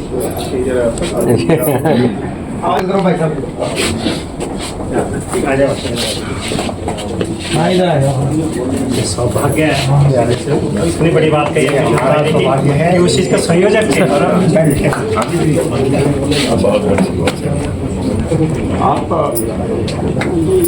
पहले तो मैं सभी पढ़ने का बहुत स्वागत करता हूँ, नमन करता हूँ। और जैसा कि भाई साहब ने बताया कि हम लोग आज से लगभग 14 साल से बहुगुणा जी के नेतृत्व में हमने ये आह्वान नाम का संगठन एक बनाया और जम्मू कश्मीर से लेकर सिक्किम तक हमने यात्रा करी इस मुद्दे को लेकर। अरुणाचल, मिजोरम, सभी जितनी 7 सिस्टर्स हैं और ये हिमालय क्षेत्र जो है, और हमारा कार्यक्रम था इसको वैश्विक स्तर पर ले जाने का। कुछ कारणों से बीच में एक गैप आ गया, और वो शायद गैप इसलिए आया था कि आप सब लोगों का हाथ इस काम में, एक नोबल कॉज में लगना था। बहुत खुशी की बात है, और हम लोगों के जो छोटे से प्रयास हैं, गिलहरी प्रयास जो हैं, एक्चुअली क्या है कि सबसे ज़्यादा लाभान्वित हम ही होते हैं, हिमालय से और गंगा से और सभी नदियों से। जो प्लेन में रहते हैं, पठार में रहते हैं, उन नदियों का, अभी जैसे भाई साहब ने कहा कि वहाँ पानी की बहुत समस्या है। मैं टिहरी डैम और वहाँ टिहरी क्षेत्र में गया तो मैंने देखा जो टिहरी डैम पूरे देश को पानी दे रहा है, दिल्ली को पानी दे रहा है, वहाँ के लोग वहाँ 2-2, 3-3 किलोमीटर उनको पानी के लिए जाना पड़ता है। जबकि सबसे पहला अधिकार, राजकुमार भाई जो भी कहें, लेकिन पहला अधिकार तो जो लोग वहाँ हैं, ये विषय जो है पूरे देश के लिए है। आज देश में जहाँ पर खनन होता है वहाँ के लोग ही जो हैं भूखे हैं, उनको रोजगार नहीं मिलता, और ये एक जो इकोनॉमिक एक डिसबैलेंस हो रहा है, इसका भी बहुत बड़ा फर्क पड़ रहा है हमारे युवाओं पर। हमें सभी विषयों को जो है ना सामूहिक रूप में देखना चाहिए, किसी चीज़ को हम पार्ट में नहीं कर सकते।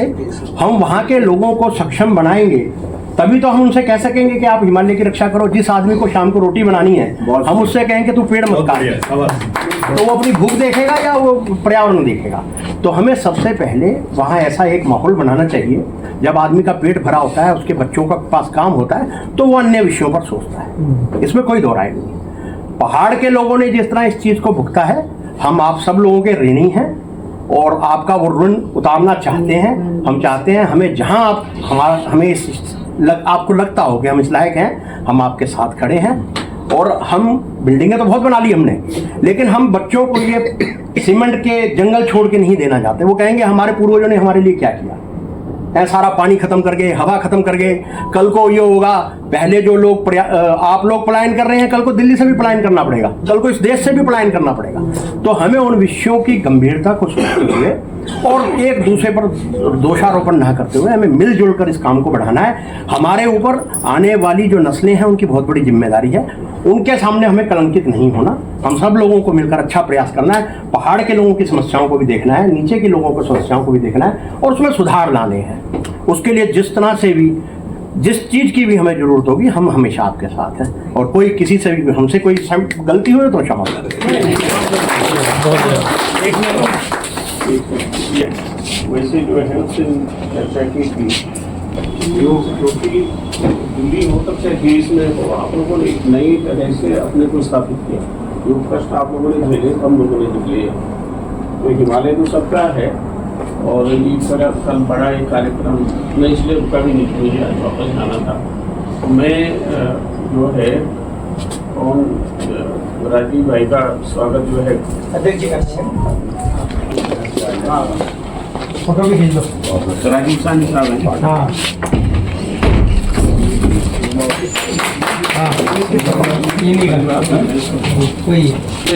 हाँ और इनके साथ तो हमारी बहुत लंबी चर्चाएं होती रहती हैं। इस निमंत्रण के लिए बहुत बहुत धन्यवाद है माननीय विधायक जी।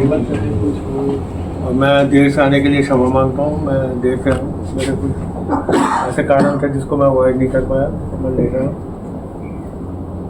कि मैंने 3-4 लोगों को यहाँ पर सुना है, और उसको सुनने के बाद मेरी आंखें कुछ ज़्यादा खुल गई। इतनी ज़्यादा खुल गई नहीं थी, कुछ ज़्यादा खुल गई है।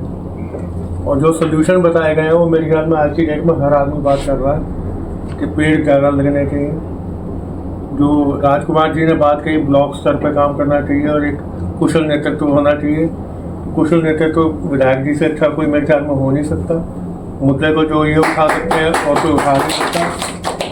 इनको हमारे सहयोग की जो भी कोई आवश्यकता है उसमें हमेशा साथ कंधे से कंधा जोड़ कर खड़े होंगे। हमारे को जो भी काम कहा जाएगा, मैंने अपने स्तर पे आज तक लगभग करीब 300 पेड़ लगवाए हुए हैं, जिसमें से 150 वृक्ष तो मैंने शायद इसी साल लगवाए हैं। क्योंकि अब जब मुद्दा छेड़ा गया है तो ज़्यादा पता लगा, तो ज़्यादा लगने पर हम लोगों ने शुरू किया। आप में से किसी को भी कहीं पेड़ लगवाने हो, अगर मेरे सहयोग की कोई आवश्यकता हो तो मैं हमेशा रहूँगा। बहुत बढ़िया। बहुत धन्यवाद। अंतर्राष्ट्रीय जो एक कोहेरेंट बिरादरी है उसके अध्यक्ष हैं राजस्थानी साहब, तो आप अभी कह रहे थे कि कैसे होगा, वही चीज वही जरूरी है।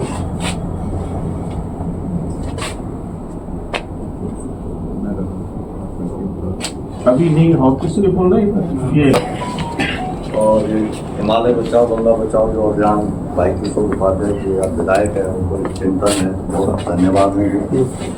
हमसे पहले सोचना पड़ रहा कि सब बहुत लोगों ने इससे पहले वक्ताओं ने बोली, वो सबसे बड़ो जो कारण से जो पानी आ रही है, कुछ जो स्रोत जो सूखना था वो कारण से चीड़ जो चीड़ से पानी की जरूरत नहीं होती। चीड़ हर साल इतना उग जाऊँ, आज वो चीड़ जो हमारा घर का गुठियारों तक पहुंच गए। पहले वो दूर जंगलों में था ना, आज वो घर का गुठियारों तक पहुंच गए। तो वो चीड़ को जो निराकरण करना पड़ो सरकार से, और आप विधायक से हैं तो आपका माध्यम से आपको इस बात से रख सकते हैं। सरकार की बहुत योजना छन गाँव चलनी, लेकिन वो योजना ढंग से तरीका से लोगों तक पहुंच नहीं। बिल्कुल सही बात बोल के कि वखा का लोग से तब सोचना पड़ो जब उनको अपनो रोजगार और कुछ बोलो। तो जन चीड़ का पेड़ अगर जगह खेतों में छन वैसे काटने परमिशन दिए जाओ, वैसे सरकार खरीदू। आपकी जो योजना छन वक्त चलनी की भूमि सुधार योजना, वे का माध्यम से ये काम हो सको। वे की जगह पर उनका वखा लोगों को बोले जाओ कि भाई वे की जगह पर बांझ बुरांस, सबसे पता बांझ बुरांस देवदार ये सबसे ज्यादा पानी जो, और जब पानी रोलू तो गंगा भी बचली और हिमालय भी बचली। बांझ और बुरांस देवदार का पेड़ जथा ज्यादा लगला होगा, चीड़ का पेड़ जो है वो ये कोई खातर जिससे सरकार से एक वो बनवा पड़ लू कि जो का भी भूमि आरक्षण वक्त जो भी सन वो का खेत वो आज वो नौबत दिखा गएगी कि बिल्कुल चौक का नजदीक वो चीड़ का पेड़ पहुंच गया। तो चीड़ जो है सबसे ज्यादा जो है पानी को विनाश कर, पानी जब चीड़ हो लो पानी सूख जाओ, बिल्कुल पानी नहीं हो। तो मैं ये बात रखना चाहता हूँ कि ये पर आप जरूर आप सरकार को ये बात पहुँचाओ और ये पर कुछ वो जोशी जी। धन्यवाद किशोर भाई साहब, आपने मुझे यहाँ बोलने का मौका दिया, और जो आप हिमालय संगठन हिमालय बचाओ गंगा बचाओ के ऊपर काफ़ी सालों से ये मुहिम चला रहे हो। आप सरकार में भी हैं, आप टिहरी के लोकप्रिय विधायक भी हैं। मैं आपके माध्यम से जैसे मैं गाँव में जाता हूँ तो मैं देखता हूँ स्कीमें तो बहुत हैं, यहाँ से केंद्र से बहुत सारी स्कीमें चल रही गांव में, जैसे आदरणीय ज्योति सिंह भंडारी जी ने बोला। वहाँ गांव अगर हमें हिमालय बचाना है तो सबसे पहले, क्योंकि राष्ट्र की सबसे छोटी इकाई गांव है और गांव से शुरुआत होती है हर चीज की, ग्राम पंचायत ग्राम सभा। लेकिन वहाँ जो स्कीमें आ रही है केंद्र सरकार की, एक छोटा सा एग्जाम्पल देता हूँ। वहाँ भैंस नहीं है लेकिन वहाँ बाड़ा बना हुआ है, किस लिए? अगर हम उसको जो है वाटर हार्वेस्टिंग के लिए वो स्कीम मनरेगा में या कहीं पर ये कर सकते हैं, जैसे बंजर खेत है नीचे और वो बारिश का पानी पहाड़ों में तो मोस्टली जो है पूरा पानी बह के नीचे चला जाता है, तो उसमें जो उससे नीचे वाले खेत होते हैं उसमें वो पानी जा सकता है। बाड़ा बना है लेकिन भैंस नहीं है। ग्राम पंचायत में अगर पंचायत घर बनना है तो उसके लिए जगह हमें जो है वन पंचायत उसकी सरकार से अप्रूवल लेनी है। अपनी जमीन पे हम कुछ भी सरकारी वो नहीं कर सकते। बहुत सारी चीजें सर ने अभी कुछ टाइम पहले बताया जब ये बोल रहे थे, इन्होंने कहा वहां पर मैंने 45 लाख रुपए का घर बनाया, लेकिन वहां कोई मिस्त्री नहीं है, कोई प्लम्बर नहीं है, इलेक्ट्रीशियन नहीं है। क्या हम इसके ऊपर एंटरप्रेन्योरशिप एक प्रोग्राम, हमारे पास गढ़वाल भवन है, कुमाऊं भवन है, क्या हम वहां पर एक स्किल डेवलपमेंट की कोई क्लासेस नहीं दे सकते? हमारे पास इतने सारे जो है यहाँ पे बड़े बड़े बिजनेसमैन हैं, इनके ऊपर हम काम कर सकते हैं। और हिमालय तभी बचेगा जब वहां से पलायन, खैर पलायन तो दिल्ली में भी होता है। मैं एक छोटा सा एग्जांपल देता हूँ। ग्रेटर कैलाश में अभी 4 दिन पहले मैं SHO साहब के साथ बैठा था, तो ऐसा नहीं है कि उत्तराखंड से ही जो है पलायन हो रहा है, दिल्ली से भी पलायन हो रहा है। 780 जहां सिंगल महिला है या दोनों हस्बैंड वाइफ है, उनके बच्चे यहाँ से फॉरेन निकल गए। मेरे पास लिस्ट है। अभी कुछ क्राइम हो गया था वहां पर, तो वही मैं देख रहा था, तो उनको सब पता होता। तो उत्तराखंड में भी देखो पलायन भी हो रहा है तो कोई नहीं, लेकिन हमें सबसे पहले गांव बचाना पड़ेगा। और जब गांव बचेगा, वहाँ के जो छोटे छोटे स्रोत हैं पानी के, अभी हर घर जल, हर घर नल की समस्या है, लेकिन कई जगह वहाँ पर क्या कर रखा है कि जहाँ पानी का स्रोत नहीं है वहाँ उन्होंने कैसे वो टेंडर पास कर दिया, वो पानी नहीं आ रहा है। बहुत सारी चीजें, तो ये बेसिक हमें जो है उन चीजों के ऊपर फोकस करना पड़ेगा। दूसरा हिमालय का आपका है गंगा, वो एक पिक्चर थी, राम तेरी गंगा मैली। ऋषिकेश के बाद तो गंगा मैली है ही, लेकिन उससे पहले अगर हम कहीं भी जाते हैं ऊपर, तो कई कई जगह जैसे टिहरी में है, टिहरी में एक वो जो बीच में वो बना हुआ है, बीच में मैंने उस पे पत्र भी लिखा था उनको, फ्लोटिंग हट्स बनी हुई है, तो वो जो अपना डिस्चार्ज था वो शायद उसी में वो कर रहा था, तो अभी पता नहीं है उसका कि क्या हुआ। लेकिन उन चीज़ों के लिए हमें और आपके माध्यम से, क्योंकि अभी आप विधायक नहीं, अभी एक सामाजिक कार्यकर्ता के तौर पे आप हमारे बीच में हैं, तो हम सरकार से नहीं, लेकिन मुझे बहुत अच्छे से पता है ये आवाज़ प्रधानमंत्री जी तक आप अगर उठाएंगे तो हम आपके साथ, हमारे लायक जो भी वो होगा हम आपके साथ हैं। और ये आज आप चिंता नहीं चिंतन कर रहे हैं, क्योंकि चिंता तो कोई भी कर सकता है, लेकिन चिंतन कर रहे हैं, और ये हम आपके साथ, अगर उत्तराखंड चलना पड़ेगा या हिमालय के लिए आपके साथ कहीं आंदोलन भी करना पड़ेगा तो आपके साथ है। धन्यवाद।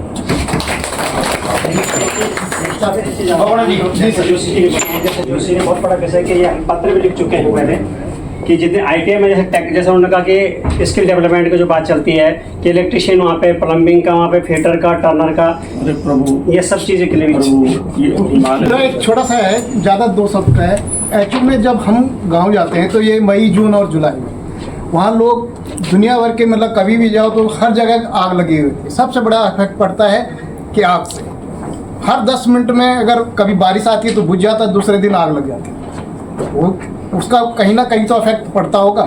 सबसे पहले जो ये इस तरीके से शरारती तत्व अगर आग लगाते हैं, इनके ऊपर सख्त कानून बनना चाहिए और इनको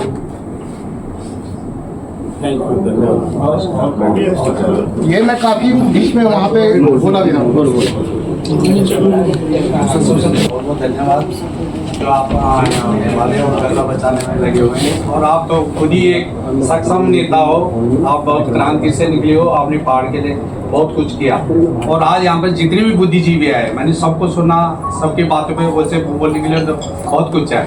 पर सबसे पहले हमें लोगों को, आप तो पहाड़ की नेतागिरी करते, हम लोग जितने यहाँ पर पहाड़ी लोग बसे हैं, जितने दिल्ली में, और मेरे हिसाब से मेरे को लगभग 50 लाख से पहले बोल चुके हैं ना 50 लाख से भी, उससे ज़्यादा भी विधायक यहाँ पर हम लोग हो गए पहाड़ी। तो हम लोगों की सबसे पहले यहाँ पे यूनिटी खुद नहीं है, अपनी यूनिटी। जैसा भी आज ठीक है, पहाड़ के लोगों को बहुत बड़े बड़े बुद्धिजीवी ने बोला और सब लोगों ने उसके बारे में बोला, पर मैं सिर्फ अपने पहाड़ के लोगों, दिल्ली के बारे में बोलना चाहता हूँ। आज के टाइम हमारे यहाँ पे अब वो ठीक है बोल दिया सबने उसके बारे में, दिल्ली के बारे में तो आज हम लोगों का जो भी संगठन है यहाँ पे, हम सब लोगों को एकजुट होना पड़ेगा, हमें आपके साथ चलना पड़ेगा। जब हमारा संगठन ही मजबूत नहीं होगा तो नेता भी कुछ नहीं करेगा। जो हम आज बड़े बड़े बुद्धिजीवी, आज हमारे जो है ब्यूरोक्रेट जितनी भी हैं, आज मोदी जी अच्छे अच्छे पोस्ट पे, और हम उनको यूटिलाइज नहीं कर पा रहे, उनके साथ हम जुड़ नहीं पा रहे।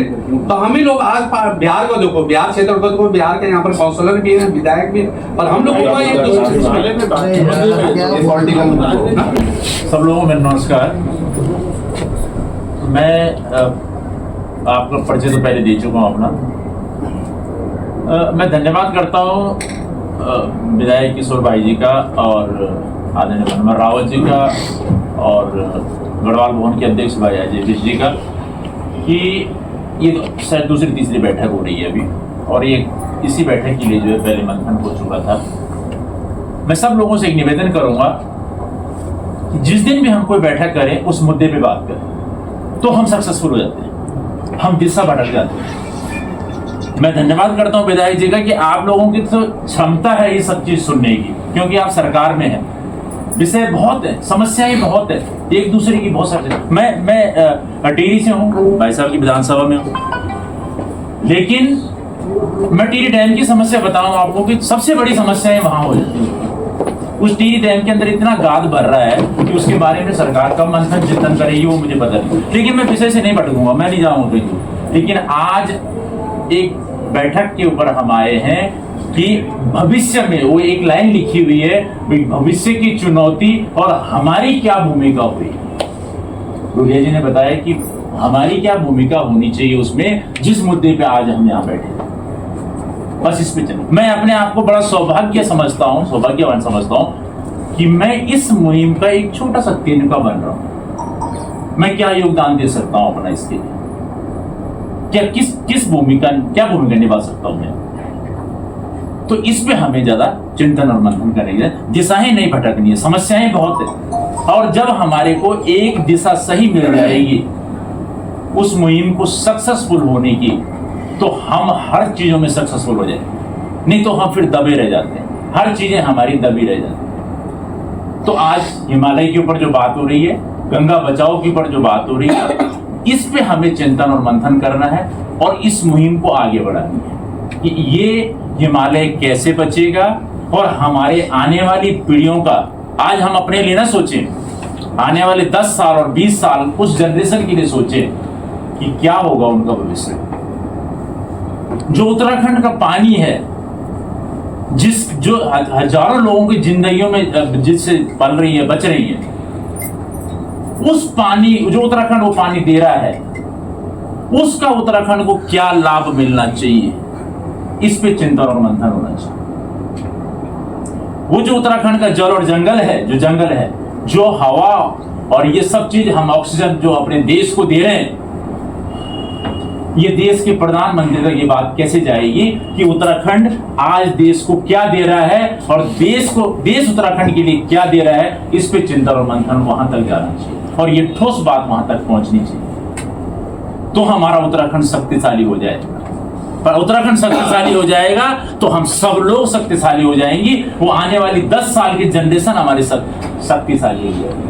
आज चिंतन मंथन अपने लिए करने की जरूरत नहीं है, चिंतन मंथन करने की जरूरत है कि 10 साल में आने वाले उस भविष्य के लिए चिंतन और मंथन करें। मैं यही कहना चाहता हूँ। धन्यवाद। सभी देवभूमि से आए हुए लोगों के लिए प्रणाम। मैं जैसे सामने देख रहा हूँ, हिमालय बचाओ गंगा बचाओ, इसमें कुछ अधूरा सा लग रहा है। 2 चीज़ें और होनी चाहिए इसमें। ये अपने आप में क्वेश्चन मार्क है। हिमालय बचाओ गंगा बचाओ, क्यों बचाएं? इसके नीचे एक चीज़ आनी चाहिए कि अपने आप को बचाओ, दुनिया को बचाओ। अगर हिमालय पिघल गया तो दुनिया नहीं बचेगी, और गंगा नहीं बची तो हम नहीं बचेंगे। तो इसका स्लोगन जो है ना पूरा होना चाहिए कि अपनी दुनिया को बचाओ, अपने आप को बचाओ। केवल हिमालय और हिमालय वालों को बचाने की जरूरत नहीं, पूरी दुनिया को बचाने की, भारत देश को बचाने की जरूरत है। अभी भाई साहब ने बहुत अच्छी बात कही कि इस आवाज़ को प्रधानमंत्री तक, इस देश की सरकार तक कैसे पहुँचाया जाए, उसकी ज़रूरत है। क्योंकि जो जिम्मेदार पदों पर बैठे हैं वो बिल्कुल निष्क्रिय हैं, वो नहीं सोच रहे हैं। मुझे भी मौका मिला है, मैं भाई साहब के साथ कई जगह प्रथम नेतृत्व में गया हूँ, जहाँ पे मंत्री लोग बैठे हैं, तो वहाँ कितने उदासीन लोग हैं इस विषय को लेकर। मैंने अपनी आंखों से सुना, अपनी आंखों से देखा, ऐसे बराबर में बैठ के सुना। कई मिनिस्टरों को देखा, केंद्रीय मंत्रियों को, भाई साहब जब जाते हैं इस मुद्दे को उठाते, कई तो ये सोचते हैं कि इनको क्या गर्ज पड़ी है, क्यों ये इस तरह की बात कर रहे हैं, जबकि सबको पता है कि आगे भविष्य क्या होने वाला है। भविष्य ये कहने वाला है कि इसके बाद में हम तो बचेंगे नहीं अगर गंगा नहीं बची, लेकिन ये अपना जापान भी नहीं बचेगा, सिंगापुर भी नहीं बचेगा, और हिंदुस्तान के किनारे जो बसे हुए शहर है बम्बई और मद्रास, ये भी नहीं बचेंगे। तो सोचना उनको भी है, केवल हिमालय वालों को नहीं सोचना है। रही दूसरी बात, एक तरह और भाई साहब ने बहुत अच्छी बात कही थी कि जब अपना पेट भर जाता है, अपने बच्चों का पेट भर जाता, तभी तो दूसरे विषय पर सोचेंगे। तो हमें उसको भी सोचना है कि हमारा जो पलायन हो रहा है, मैं भाई साहब के साथ वहाँ घूमा हूँ पहाड़ों में, तो वहाँ गांव के गांव खाली हो गए हैं। अब गांव के वो लोग तो आ रहे हैं दिल्ली में या जो अपने मेट्रोपॉलिटन सिटी है, और यहाँ के लोग वहाँ जा रहे हैं। जो यहाँ के लोग कर रहे हैं वहाँ के लोग क्यों ना कर लेते? ये बदलाव हो रहा है, उधर की हवा इधर चल रही है, इधर की हवा वहाँ जा रही है। प्रदूषण बढ़ रहा था, दिल्ली वाले बढ़ा रहे हैं, एनसीआर वाले बढ़ा रहे हैं, वो लोग बेचारे आके यहाँ अपना पेट भरे। कुछ ऐसा भी किया जाए जो वहाँ उनका पेट भरे और वो उस पर्यावरण के बारे में सोचें। और आवाज़ को उठाने के लिए, नेतृत्व को उठाने के लिए, नेतृत्व आपके सामने है। जितने इनको मजबूत करोगे, जितने उनको जिम्मेदारी दोगे, उतनी आवाज़ अच्छी जाएगी। एक सड़क पे आवाज़ उठा रहा है, एक संसद के भीतर आवाज़ उठा रहा है, तो संसद वाली सुनी जाएगी, बाहर की आवाज़ जो है ना और दूसरी आवाज़ों में दब जाएगी। तो मैं तो ये कहना चाहूँगा, ऐसी विभूति को उस सक्षम बनाएं, वहाँ तक पहुँचो सभी लोग, कि जहाँ ये अपनी इस आवाज़ को उठा सके, इसको हल कर सकें। एक तो जो बिल्कुल आपका जो नेतृत्व है, आपने जो कदम उठाया बहुत अच्छा कदम उठाया। मेरे को सौभाग्य मिला इसी जगह पे 30 जून को भी हमारी एक बैठक हुई थी पर्यावरण के ऊपर ही। आप डिसेबल सुंदर जी को जानते हो, तो जब मतलब उसके वो थे 50वीं जयंती में हमने बात की थी, उन्होंने बताया था 60 के दशक में कि हिमालय बचाओ हिमालय बसाओ। उन्होंने एक वर्ड दिया था हिमालय बसाओ। तो हमको अगर हम उस समय भी नहीं कर पाए और आज भी हम उसी स्थिति को देख रहे हैं, सोच रहे हैं कि हमारी कमी है, तो यहाँ पे आज हमको एक जो है निर्णय लेने की जरूरत है कि हम ऐसा एक माहौल खड़ा करें ताकि आप जैसे नेतृत्व उसको आगे तक उसको मजबूती से लेके जाए। क्योंकि बातें बहुत होती हैं, 60 से चलने की बात है, आज 2024 में भी वही बात कर रहे हैं कि उसको बचाओ। तो हमारा ये उद्देश्य होना चाहिए। आपका नेतृत्व मिला है, इसको मजबूती से जो है आगे बढ़ाओ। और 2-3 बातें जो इन्होंने कही है पपले जी की, हमारे साथ जो वो लोग जुड़ने चाहिए जो भूवैज्ञानिक हो, जिनसे आपको एक राय दे सके, हम उस पर आप काम करें आगे, तब उस पर जो है हम लोग साथ चलें। तो ये एक आप उद्देश्य है, आपका बहुत अच्छा उद्देश्य है। आप इसको जो है पूरी मजबूती से आप उसको आगे बढ़ाइए। तो उसके लिए जो कारण है कि भाई क्यों है, उसको ढूंढ करके उसका सॉल्यूशन क्या है, उसमें जो हम लोग काम कर सकते हैं वो लोग उसमें जुड़ेंगे फिर। क्योंकि अभी तो हम बातें कर रहे हैं, एक ने बोला कि ये वहाँ पे इस कारण से हो रहा है, लेकिन हम काम कैसे करेंगे उसके लिए एक रूपरेखा बन जाए, क्यों हो रहा है और कैसे कर सकते हैं। 2 चीजें आ जाएंगी, आपके साथ जो लोग जुड़ना चाहे जुड़ जाएंगे, सारे आप उस माहौल में आगे बढ़ेंगे। बस यही मैं कह रहा हूँ। और आपका बहुत बहुत साधुवाद कि आप इस कार्य को आगे बढ़ाएं।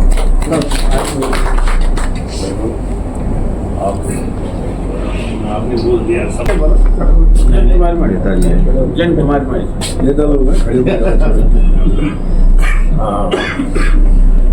हमारे बीच में आए हुए पूर्व उत्तराखंड के अध्यक्ष और इसमें टिहरी विधानसभा के विधायक सम्मानीय श्री किशोर उपाध्याय जी, गढ़वाल सैनिक सभा के अध्यक्ष विश जी और मयूर पब्लिक स्कूल जो ये गंगोत्री की तरह जो है यहाँ बच्चों को जो है शिक्षण दे करके जो है बहुत बड़ा काम कर रही है, उसके नेतृत्व करने वाले उसके संस्थापक मनोहर सिंह रावत जी और तमाम यहाँ बुद्धिजीवी जितने आप बैठे हुए हैं, पुराने लोग सब बैठे हुए हैं, सब बुद्धिजीवी व्यक्ति बैठे हुए हैं। और थोड़ा सा मैंने जो सुना सभी लोगों की बातों को बहुत अच्छा लगा। और हम भाषण बहुत अच्छे भी दे देते हैं, अच्छा भाषण देते हैं सबके सब। और अगर हम अच्छा भाषण देते हैं लेकिन हम एकजुट तो कहीं होते ही नहीं।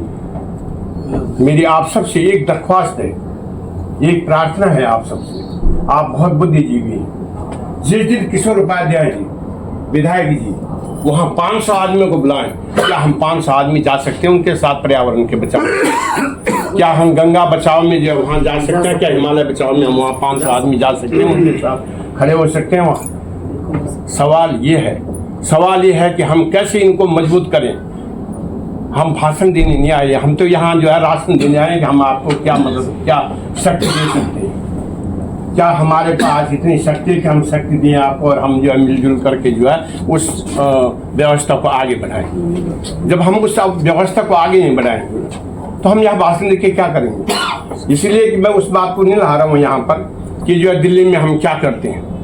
दिल्ली में हम जानते हैं हम क्या करते हैं। 7% जो है पंजाबी जो है सब कुछ बन गए, हम 25% जो है कुछ भी नहीं बन पाए। मैं वही बात कर सवाल ये है, तो हम पर्यावरण की बात करते हैं तो पर्यावरण, मैं उस बात को नहीं लाना चाह रहा हूँ, मैं पर्यावरण की बात करना चाह रहा हूँ कि क्या हम कल विधायक जी के लिए जो है 1500 आदमी एकजुट होकर के वहाँ इकट्ठे हो सकते हैं, वहाँ उनके साथ जो धरना दे सकते हैं या जो है विधानसभा में धरना दे सकते हैं। इससे नहीं होगा कि यहाँ पर बैठ कर होगा, ये तो विधानसभा में जो है मुख्यमंत्री को आह्वान करना पड़ेगा, विधानसभा में इस बजट को लाना पड़ेगा, इस बात को उठाना पड़ेगा। वहाँ से उठा करके जब वहाँ के मुख्यमंत्री वहाँ के विधायक उठाएंगे उस बात को, तो वो जो है यहाँ दिल्ली में जो है केंद्र में जो है मोदी जी तक वो बात पहुँचे, तब तो ठीक है। ये मेरे कहने पर नहीं होगा, या आपके कहने पे नहीं होगा, ये किसी कहने पे नहीं होगा, या आपके नेतृत्व में जो है जब विधानसभा में इस मुद्दा को उठाया जाएगा तब इसको आगे बढ़ाया जा सकता है। तो मैं आप सबसे प्रार्थना करूँ, मैंने सबकी बात सुनी, सबकी वाणी पे अपनी वाणी मिला करके सबसे प्रार्थना करूँगा कि सब हम सब मिल करके जो है ताकत दें, काम करें, तब तो ठीक है। और खाली हम यहाँ पर जो है अपनी बात को रखें कि हम भी हैं, हम नहीं हैं। हम तब हैं जब वो है जिन्होंने उनका धन्यवाद करना चाहिए कि वो गढ़वाल से उठ करके यहाँ आए और यहाँ उन्होंने लोगों को इकट्ठा करने की कोशिश की और एकजुट होकर के गंगा बचाओ और पर्यावरण बचाओ का मुद्दा उठाया है, उस पर हम सहयोग करें। बहुत बहुत धन्यवाद आपका।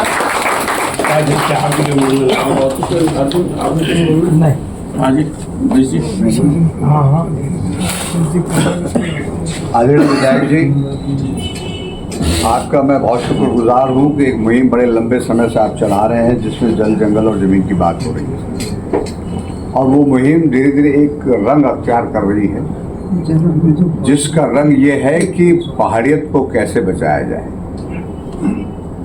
सवाल ये नहीं है कि हिमालय को कैसे बचाया जाए या गंगा को कैसे बचाया जाए, सवाल यह है कि पहाड़ियत को कैसे बचाया जाए। अगर पहाड़ियत बची रहेगी तो स्वयं बचे रहेंगे। आज हिमालय या हिमालय के जो वन है या हिमालय की जैव विविधता है, मेरे पूर्वजों की दी हुई विरासत है। उन लोगों ने दिया है इस राष्ट्र को, इस विश्व को। विश्व धरोहर जरूर है हिमालय, लेकिन उसको संरक्षित करने के लिए हमारे पूर्वजों ने कई पीढ़ियां खपा दी और उसके लिए उसके नियम को, आचार विचार को अपनाया। उन्होंने उपभोक्तावादी जीवन शैली को कभी नहीं स्वीकारा।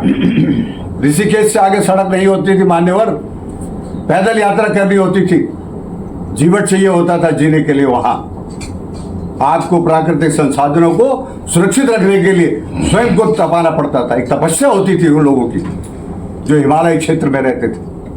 आज पूरे विश्व के दायित्व बनता है कि हिमालय क्षेत्र में रहने वाले व्यक्तियों का उनकी मौलिकता को संरक्षित रखे।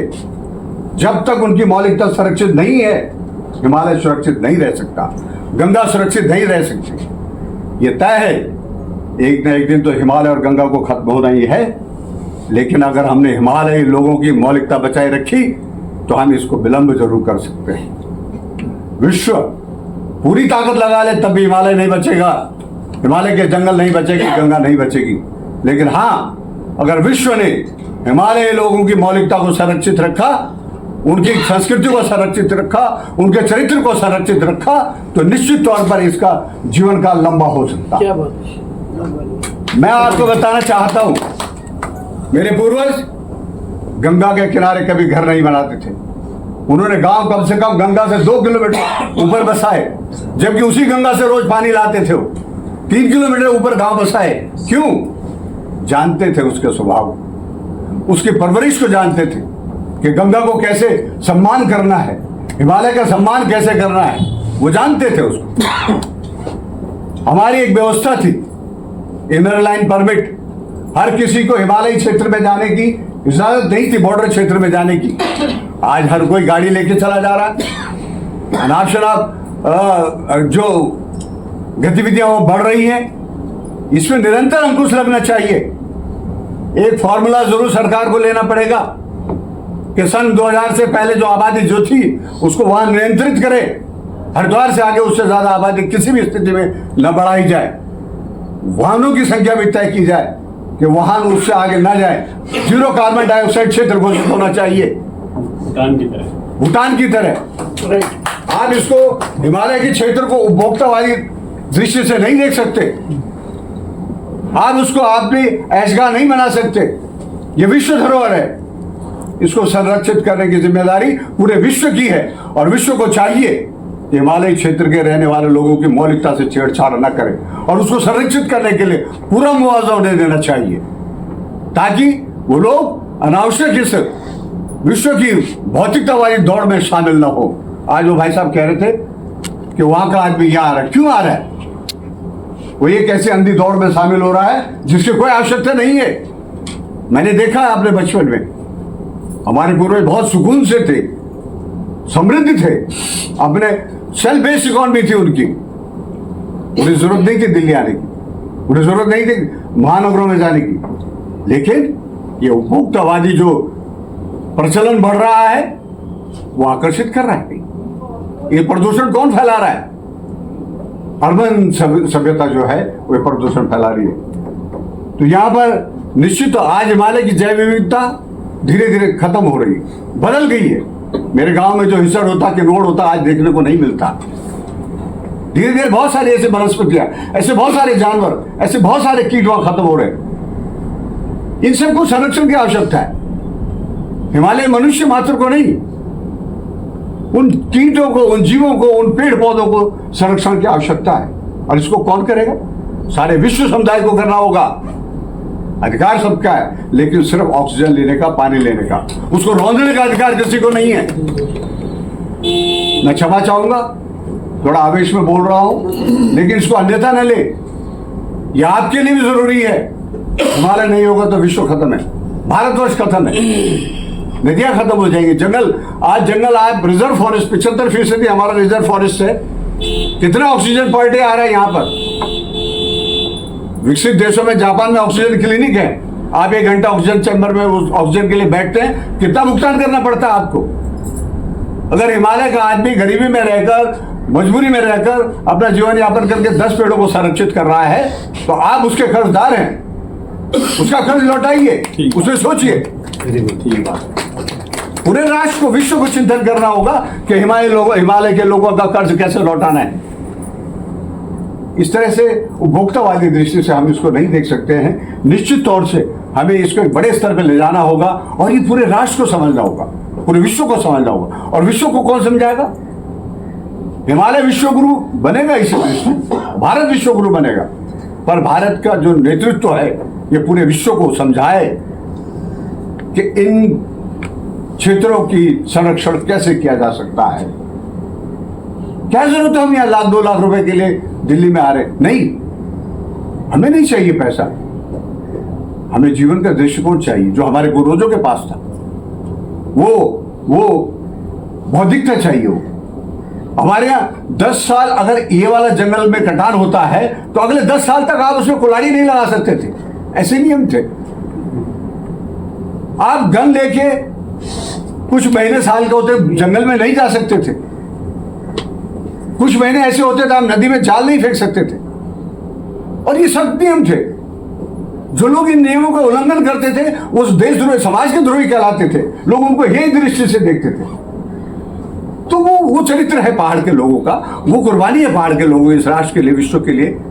इसको प्लीज मैं निवेदन करता हूं इस बौद्धिक समाज से, इसको राष्ट्रीय स्तर पर उठाए कि पहाड़ी और पहाड़ियत का और वहां के कीटों का, वहां के वनस्पति का संरक्षण कैसे किया जा सकता है, उसके लिए क्या कीमत विश्व को देनी चाहिए, तय करें।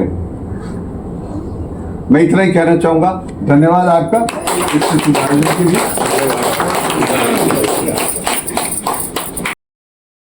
आदरणीय किशोर भाई आप सभी परिचित हैं, एक बहुत बड़े आंदोलनकारी जिन्होंने उत्तराखंड आंदोलन से लेकर के और उससे पहले भी ये सब बात हमारे ग्रुप में हम मिलकर के उठाया करते थे। किशोर भाई हमेशा चिंतित रहते थे कि हम कैसे करके उत्तराखंड बनाएंगे और उत्तराखंड बनने के बाद वहाँ के जो संपदा को कैसे हम संरक्षित रख पाएंगे। इनका चिंतन धीरे धीरे रंग लाया, इनकी बातें लोगों ने सुनी और लोगों ने इनको अपने कंधों पर उठाया, इनको नेता बनाया।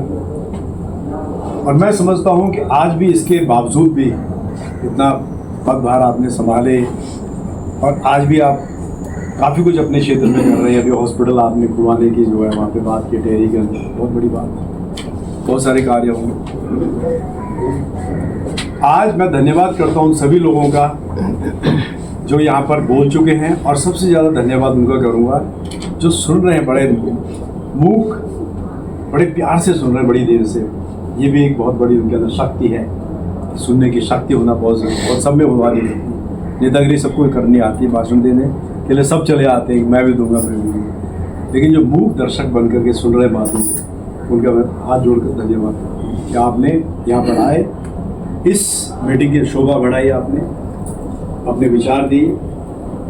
इन विचारों की पंक्ति में मैं समझता हूँ कि आज उत्तराखंड के अंदर आप सभी लोगों ने कहा हम जाते हैं, मैं भी खूब जाया करता हूँ।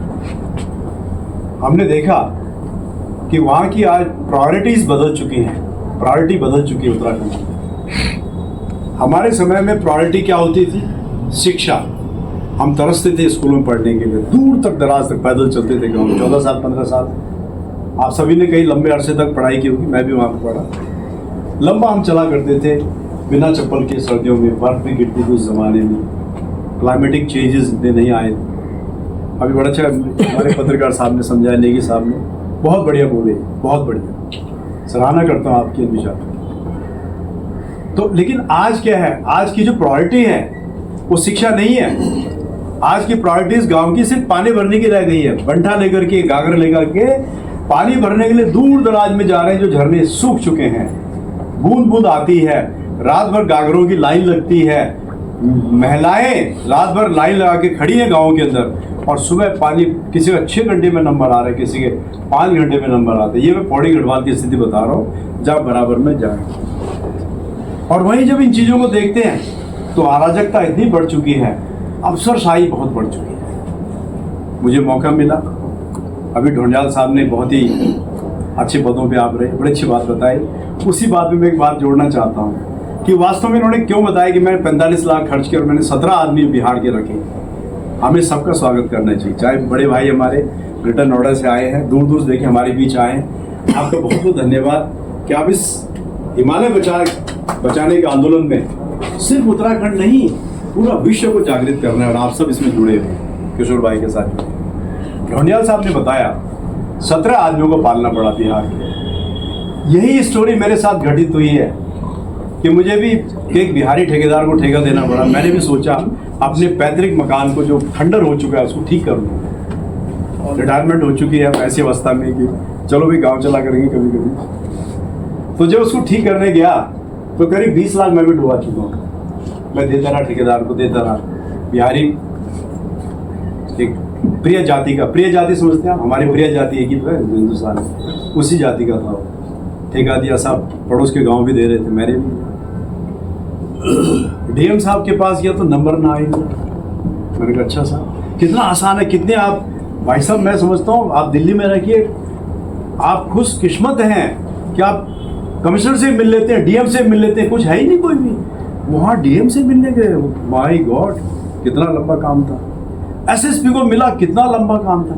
मैं 8 दिन के बाद दिल्ली आया हूँ आज, कल रात को। रंग बता रहा हूँ, काला काला एकदम बाड़ों में हो जाता है अक्सर। कितना मुश्किल कार्य था, एसएचओ को मिलना कितना मुश्किल कार्य था। कान पकड़ ली, मैंने कहा यार हम तो बहुत अच्छी जगह रहे हैं दिल्ली के अंदर। उत्तराखंड कितना जटिल हो चुका है, तानाशाही बढ़ चुकी है। उस भाई को पकड़ने के लिए मैं सोचता था कि कुछ हमारा साथ देगा एडमिनिस्ट्रेशन, मेरा साथ देगा कि भाई उसको पकड़ेगा, लेकिन कौन किसको पकड़ सकता है। आज आप सब लोगों ने अच्छे विचार रखे कि साहब वहाँ पे स्किल डेवलपमेंट की बात की जाती है। सवाल, वहाँ के लोग स्किल्ड ऑलरेडी हैं। हमारे पूर्वजों ने क्या घर नहीं बनाए, आज वो घर हमारे जीवित हैं, वो घर खड़े हैं जो 200 साल तक गिरा नहीं आज तक। इससे बड़ा कौन हो सकता है स्किलफुली इंटेलिजेंट मिस्त्री कौन हो सकता है। वहाँ के मिस्त्रियों ने घर बनाए थे, आज उसके अंदर गर्मी नहीं लगती थी हमें, आज हमारे घरों में गर्मी, पंखे लगने लग गए, कुछ लोगों ने एसी भी लगाने शुरू कर दिए। लेकिन वहाँ का जो कारीगर है, वहाँ का जो मनुष्य है आक्रमणीय हो चुका है। फ्री का राशन कार्ड, फ्री का राशन कार्ड, मनरेगा से पैसा खूब मिल रहा है, लेकिन नेताओं के सामने वो चीज आ रही है, लेकिन वो पैसा, मैं इसको रिलेट कर रहा हूँ इन चीजों को एक साथ, वन को साथ में करूंगा कि वो पैसा सिर्फ और सिर्फ प्रधान बिखेरता है मनरेगा के तहत। चलो यार कुछ पैसा मिले, अच्छी बात है, हर एक को मिलना चाहिए।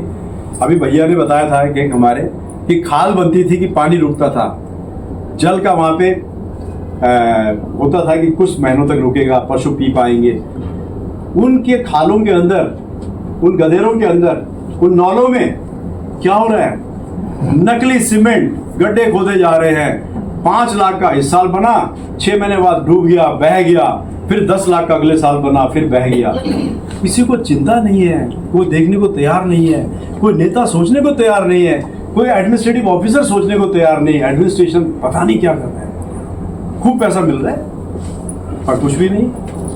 मैं ये कहता हूँ कि आज हम हिमालय की बात करते हैं, हम ग्लेशियर्स की बात करते हैं। आज वे ग्लेशियर्स हिमालय श्रृंखला से उन पहाड़ों को जो अपने गांव के सामने देखते थे आच्छादित व्हाइट सफेद होते थे बर्फ से ढके हुए, आज हरे भी नहीं है, पथरीले हो चुके हैं, लाल लाल पत्थर दिखाई दे रहे हैं। कहाँ गई सारी बर्फ, सारे ग्लेशियर्स कहाँ गए, सारे जो है ग्रीन हाउस गैसेस सारे जंगल जलाए, तीली लगा दी जाती है।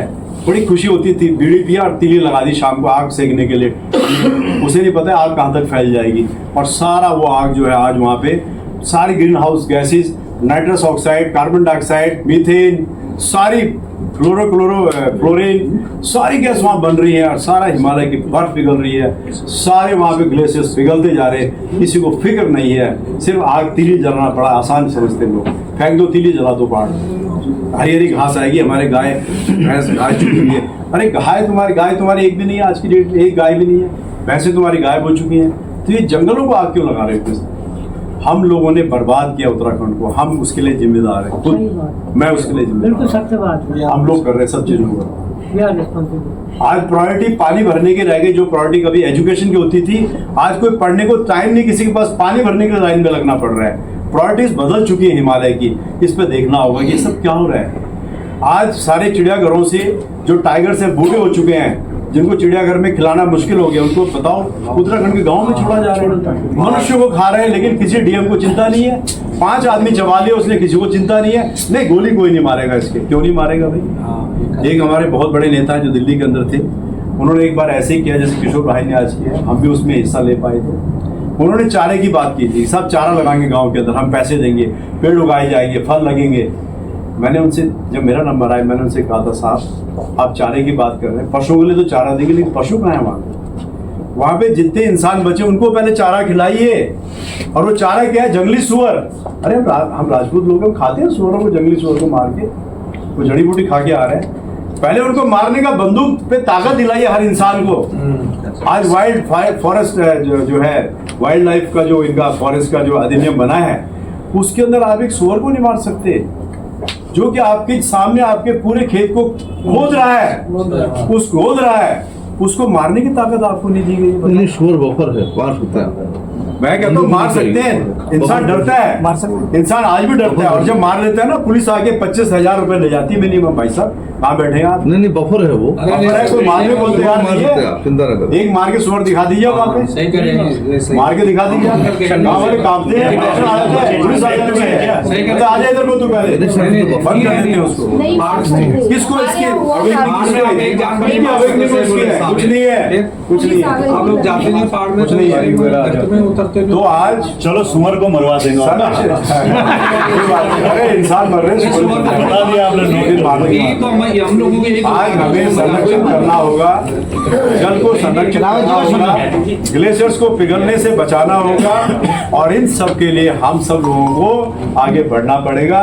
दोबारा से किसी भी ऐसे एक उस पे आ जाइए, चाहे आप उम्र के ऐसे दराज में आ गए हैं, कम से कम अब तो हम सोच लें कि जिस उत्तराखंड ने हमें इतना दिया, आज को गिव बैक, उसको कुछ वापस लौटा सके। आज हमारे दिमाग में ये माने क्या दे पा रहे हैं, हम क्या दे सकते हैं? चाहे हमारा ग्रेटर नोएडा का भाई बैठा हुआ है ये दे, चाहे हमारा बिहारी भाई दे, चाहे हमारा गुजराती भाई दे। आज इस बौद्धिक ताकत के साथ साथ हमें सोचना होगा कि हम सबको अब अपने उत्तराखंड को कुछ न कुछ देना है। ये हमें संकल्प है, बहुत बढ़िया। उसी दिशा में आज की ये मीटिंग हुई है। मैं समझता हूँ इस मीटिंग को आज ही खत्म न किया जाए।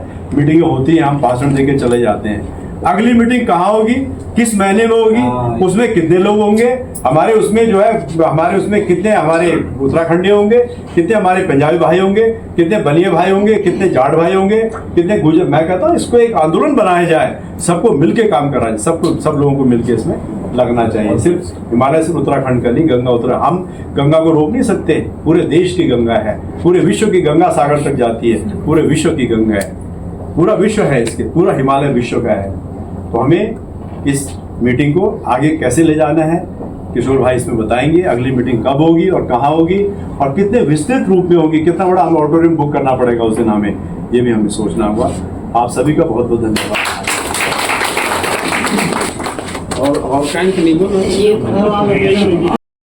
में मौजूद सभी सम्मानित व्यक्तित्वों को सत्येंद्र सिंह रावत का प्रणाम। बोलने में तो मुझे बिल्कुल भी ज्ञान नहीं है, अनुभव नहीं है, लेकिन हाँ 2-4 लाइनें हैं, ये सारे सार को समेटने में काम आएंगी। आंधियाँ तो चल रही थी, आंधियाँ तो चल रही हैं, ज्वार तुम पैदा करो, हृदय में क्रंदन नहीं, हुंकार तुम पैदा करो, सजने लगी हैं कुरुक्षेत्री समर की भूमिकाएं, पार्थ अपने गांडीव से टंकार तुम पैदा करो, जो सींच दे मेरे उत्तराखंड को सुंदर परिवेश में, आओ उस उत्तराखंड में सब मिलजुल कर एक नई सरकार तुम पैदा करो। तो अब आपने अपने हौसले जज्बातों से जुड़ना है और युवा शक्ति आज बोल रही है हम तुम्हारे साथ हैं। वेरी धन्यवाद। और लगभग जो है 37 लोगों ने अपने विचार रखे और जिसमें जो है वो स्थानीय से लेकर के अंतर्राष्ट्रीय सारे के सारे विचार आए। मैं आपको बहुत बहुत धन्यवाद देता हूँ। और विशेषकर जब हमारी टिहरी उत्तरकाशी जन विकास परिषद की बैठक हुई थी तो उस दिन ये विचार आया था और मैंने ये मनवर भाई को और अर्जुन सिंह जी को और अजय भाई को कहा था, मैंने कहा हम लोगों को थोड़ा विचार करना चाहिए इन चीज़ों। अभी जैसे शर्मा जी ने कहा तो हम लोगों ने तो 9-10 में यहाँ तो मेरे ख्याल से हम 50 लोग होंगे, लेकिन जम्मू कश्मीर से लेकर के और अरुणाचल प्रदेश सिक्किम हर जगह गए हम लोग सुंदरलाल बहुना जी के नेतृत्व में। बड़ी भारी मीटिंग ये हमारे जो बैठे हुए शर्मा जी, राजकुमार जी, इन लोगों ने यहाँ नोएडा में की। उसमें तो पूरा मेरे ख्याल से 2-3 हज़ार आदमी रहे होंगे। पूरा का पूरा स्टेडियम जो है वो भरा हुआ था। ये मुख्य रूप से जो विषय है ये खाली हमारा उत्तराखंड के लोगों का विषय नहीं है ना। जैसे मैंने शुरू में कहा कि हिमालय की जो स्थिति बनती जा रही है, अच्छा हमको क्यों करना चाहिए? जैसे हमने हिमालय भी लिखा और गंगा भी लिखा, तो ये सबसे पहले तो जिम्मेदारी जो है टिहरी उत्तरकाशी और उधर से हमारे पौड़िया सब लोगों की बनती है। इसलिए कि गंगा और यमुना हमारी बेटियां हैं ना, वहाँ जहाँ पैदा हुए वही माँ गंगा और यमुना भी पैदा हुई है। तो माँ गंगा और यमुना वहाँ पैदा हुई हैं। बेसी हरिसुमन जी को कह रहा हूँ मैं, क्योंकि ये बड़े साहित्यकार भी हैं। तो हमारा सबसे पहला काम ये होता है ना कि अपनी बेटियों की रक्षा करो। तो मुझे ये बताओ कि अगर आप अपनी बेटी की रक्षा नहीं कर सकते हो तो फिर मेरे ख्याल से हमसे मैं वो नालायक समाज कोई दूसरा नहीं हो सकता। तो सबसे बड़ी बात, पहले हमारे मन में ये विचार आना चाहिए कि गंगा और यमुना हम उसके भाई हैं, हमारी बहन है, हमारी बेटी है। और भाई उसकी रक्षा के लिए अगर आप तो लोग नहीं आगे आते हो तो फिर दुनिया क्या कहेगी? पहले उस पर विचार करो आप लोग। क्यों सतीश, मैं कुछ गलत तो नहीं बोलूँ? तो पहले तो गंगा के मामले में ये विचार करो, अपने मन में ये धारणा करो। और दूसरे मन में ये धारणा करो, मैं बार बार कहता हूँ कि हमारा सौभाग्य है कि जो धरती शंकराचार्य जी को मोक्ष दे सकती है, भगवान राम को जो है उनको एक उससे मुक्त कर सकती है, तो उसमें यार आप सब लोग पैदा हुए होंगे। आप लोगों ने तो किया कुछ नहीं किया, मैं नहीं जानता, लेकिन हमारे जो पितृ देवता रहे होंगे, पूर्वज रहे होंगे, उन्होंने कुछ अच्छे काम किए होंगे जो उनका भी जन्म हुआ होगा और हमारा भी जन्म हुआ होगा। ये विचार जो है अगर हमारे मन में नहीं आता है और हम आम आदमी की तरह सोचते हैं तो मेरे ख्याल से वो हमारा दुर्भाग्य है। मैं क्यों इसमें मुझे क्या जरूरत है पढ़ने की? इससे तो मुझे नुकसान ही होता है। मैं 12 वाला चुनाव हार गया हिमालय के चक्कर में। लोगों ने कहा लोगों ने कहा कि यार किशोर उपाध्याय तुम हिमालय गंगा को बचाने के बजाय, पर्यावरण को बचाने के बजाय अपनी कॉन्स्टिट्यूंसी में 10-5 दिन रहते हैं तो 377 वोट से नहीं आते। क्यों नैनवाल जी है ना, अपनी रक्षा कर लेते। लेकिन हमारा जो एक सामाजिक कर्तव्य है, हमारा अपने प्रदेश के प्रति जो कर्तव्य है, मानवता के प्रति जो कर्तव्य है और देश के लिए और दुनिया के लिए जो कर्तव्य है, उससे हम अपने लाभ हानि से को देख करके पीछे नहीं हट सकते। मैं तो ये बहुत से लोग हम साथ में थे उत्तराखंड आंदोलन में, तो हमारी पार्टी का तो था नहीं उस समय। मुझे तो नरसिम्हा राव जी ने डांटा, लेकिन क्या लेकिन कि हम उससे पीछे थोड़ी हट सकते हैं। 13 दिन तो हम अपने प्रधानमंत्री के खिलाफ होकर ताल पर बैठे थे वहाँ। तो आज जो स्थिति हिमालय की है, हमको ये भी नहीं कह रहे कि खाली उत्तराखंड का या टिहरी का विषय है। एक जो बड़ा सवाल है राष्ट्र का, राष्ट्रीयता का, आज ही मैं देख रहा था यहाँ ये जोत सिंह जी भी बैठे हुए हैं। अभी 1 हफ्ते पहले हमने अपने 5 जो वो हैं सैनिक हैं उनकी चिता को आग लगाई, है ना।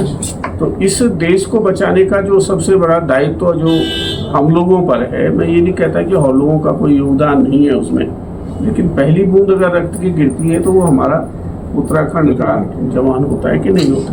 ठीक, तो अगर भारत ही नहीं रहेगा तो फिर जो है, आज अगर हम शांति से यहाँ बैठक कर रहे हैं, मैंने कल सीएम साहब को भी कहा था, वो कह रहे थे मुझे वापस जाना पड़ रहा है, नहीं तो मैं जरूर जो है इस मीटिंग में शामिल होता। अगली मीटिंग में उनको भी बुलाएंगे। हिमालय हमको, भारत को विश्व में सबसे संपन्न राष्ट्र बना सकता है, अमेरिका से भी आगे, हर क्षेत्र में, खाली पैसे के क्षेत्र में नहीं, तकनीकी के क्षेत्र में भी, हर क्षेत्र में, अध्यात्म के क्षेत्र में सबसे संपन्न बना सकता है। क्योंकि जो असर पड़ेगा हिमालय के पिघलने का जो पड़ रहा है, अभी आप लोगों को जानकारी होगी, अब वेनेजुएला के जो ग्लेशियर्स हैं वो तो इस साल खत्म हो जाएंगे। तो अगर हिमालय के ग्लेशियर्स खत्म हुए तो क्या दिल्ली में जो लोग हैं क्या वो बच जाएंगे क्या? तो मुझे जब उस समय डांटा तत्कालीन प्रधानमंत्री ने उत्तराखंड आंदोलन में जो है उसको शुरू करवाने में, उसमें जुड़ने में, तो मैंने कहा हम अपने लिए नहीं चाहते, हम उत्तराखंड के लोग तो बहुत विशाल हृदय के लोग हैं, मैंने कहा अपने लिए नहीं, आप यहाँ दिल्ली में जिंदा रह सको, तो इसलिए जो है हम चाहते हैं कि उसका नियोजन ठीक होना चाहिए। आज तक सबसे बड़ी चिंता का विषय ये है कि मध्य हिमालय के लिए कोई मॉड्यूल ही आपके पास नहीं है कि उसका डेवलपमेंट कैसे होगा। अगर कोई है तो आप बता दो, कोई मॉड्यूल ही नहीं है। हमने कोशिश की थी उस समय प्रणब मुखर्जी जी के साथ मिलकर के कि एक मॉड्यूल कोई बनना चाहिए, नहीं बना पाए। हिमालय हमारे देश को हर क्षेत्र में संपन्न कर सकता है, वो वातावरण हम कैसे बनाएं। जब मनोहर भाई ने ये जिक्र किया मुझसे कि अक्षरधाम के जो हमारे श्रद्धेय जो भी वहाँ पर लोग हैं, स्वामी जी हैं, और आपका उनके साथ बड़ा अच्छा संपर्क है, तो अल्टीमेटली निर्णय किसने लेना है? निर्णय तो जो है, जो सत्ता में है, हमारे प्रधानमंत्री जी हैं, हमारे मुख्यमंत्री जी, वही लेंगे ना, आप और हम तो नहीं ले सकते हैं। तो मैंने इनसे ये कहा था कि मैंने कोई तरीका ऐसा ढूंढो भाई कि ये सारी चीज़ें मिलने के लिए मैं भी मिल सकता हूँ, कोई समस्या थोड़ी है, मिले भी है कई बार, लेकिन कोई आदमी मुझे ऐसा चाहिए जैसे चाणक्य के वो था ना चंद्रगुप्त, कोई चंद्रगुप्त नहीं मिल रहा है। इतने सारे लोग दिल्ली में, और हमारी सबसे बड़ी भूमिका है जो दिल्ली में हम लोग रह रहे हैं, मैं भी तो दिल्ली में, मैं तो ये रहा अधिकतर जो है, चलाया है दिल्ली, तो नहीं चलाया क्या हमने, वो सब प्रभु चलाता है। तो हम लोगों को कोई ऐसा एक ढूंढना है चाणक्य जो कि इसमें महत्वपूर्ण भूमिका निभा सके। मैं सब मंत्रियों से मिल लिया, हरिद्वार में हमारे सारे संत हैं उनको मिल लिया, तो मैंने ये कहा था कि मैंने कहा भाई आप बात करो कि जो गंभीरता के साथ सीएम साहब से ये बात कर लें कि भाई हिमालय खतरे में है, आपको सब कुछ वहाँ से मिला है, और अगर आप इसको करोगे तो देश को सबसे बड़ा फायदा होगा।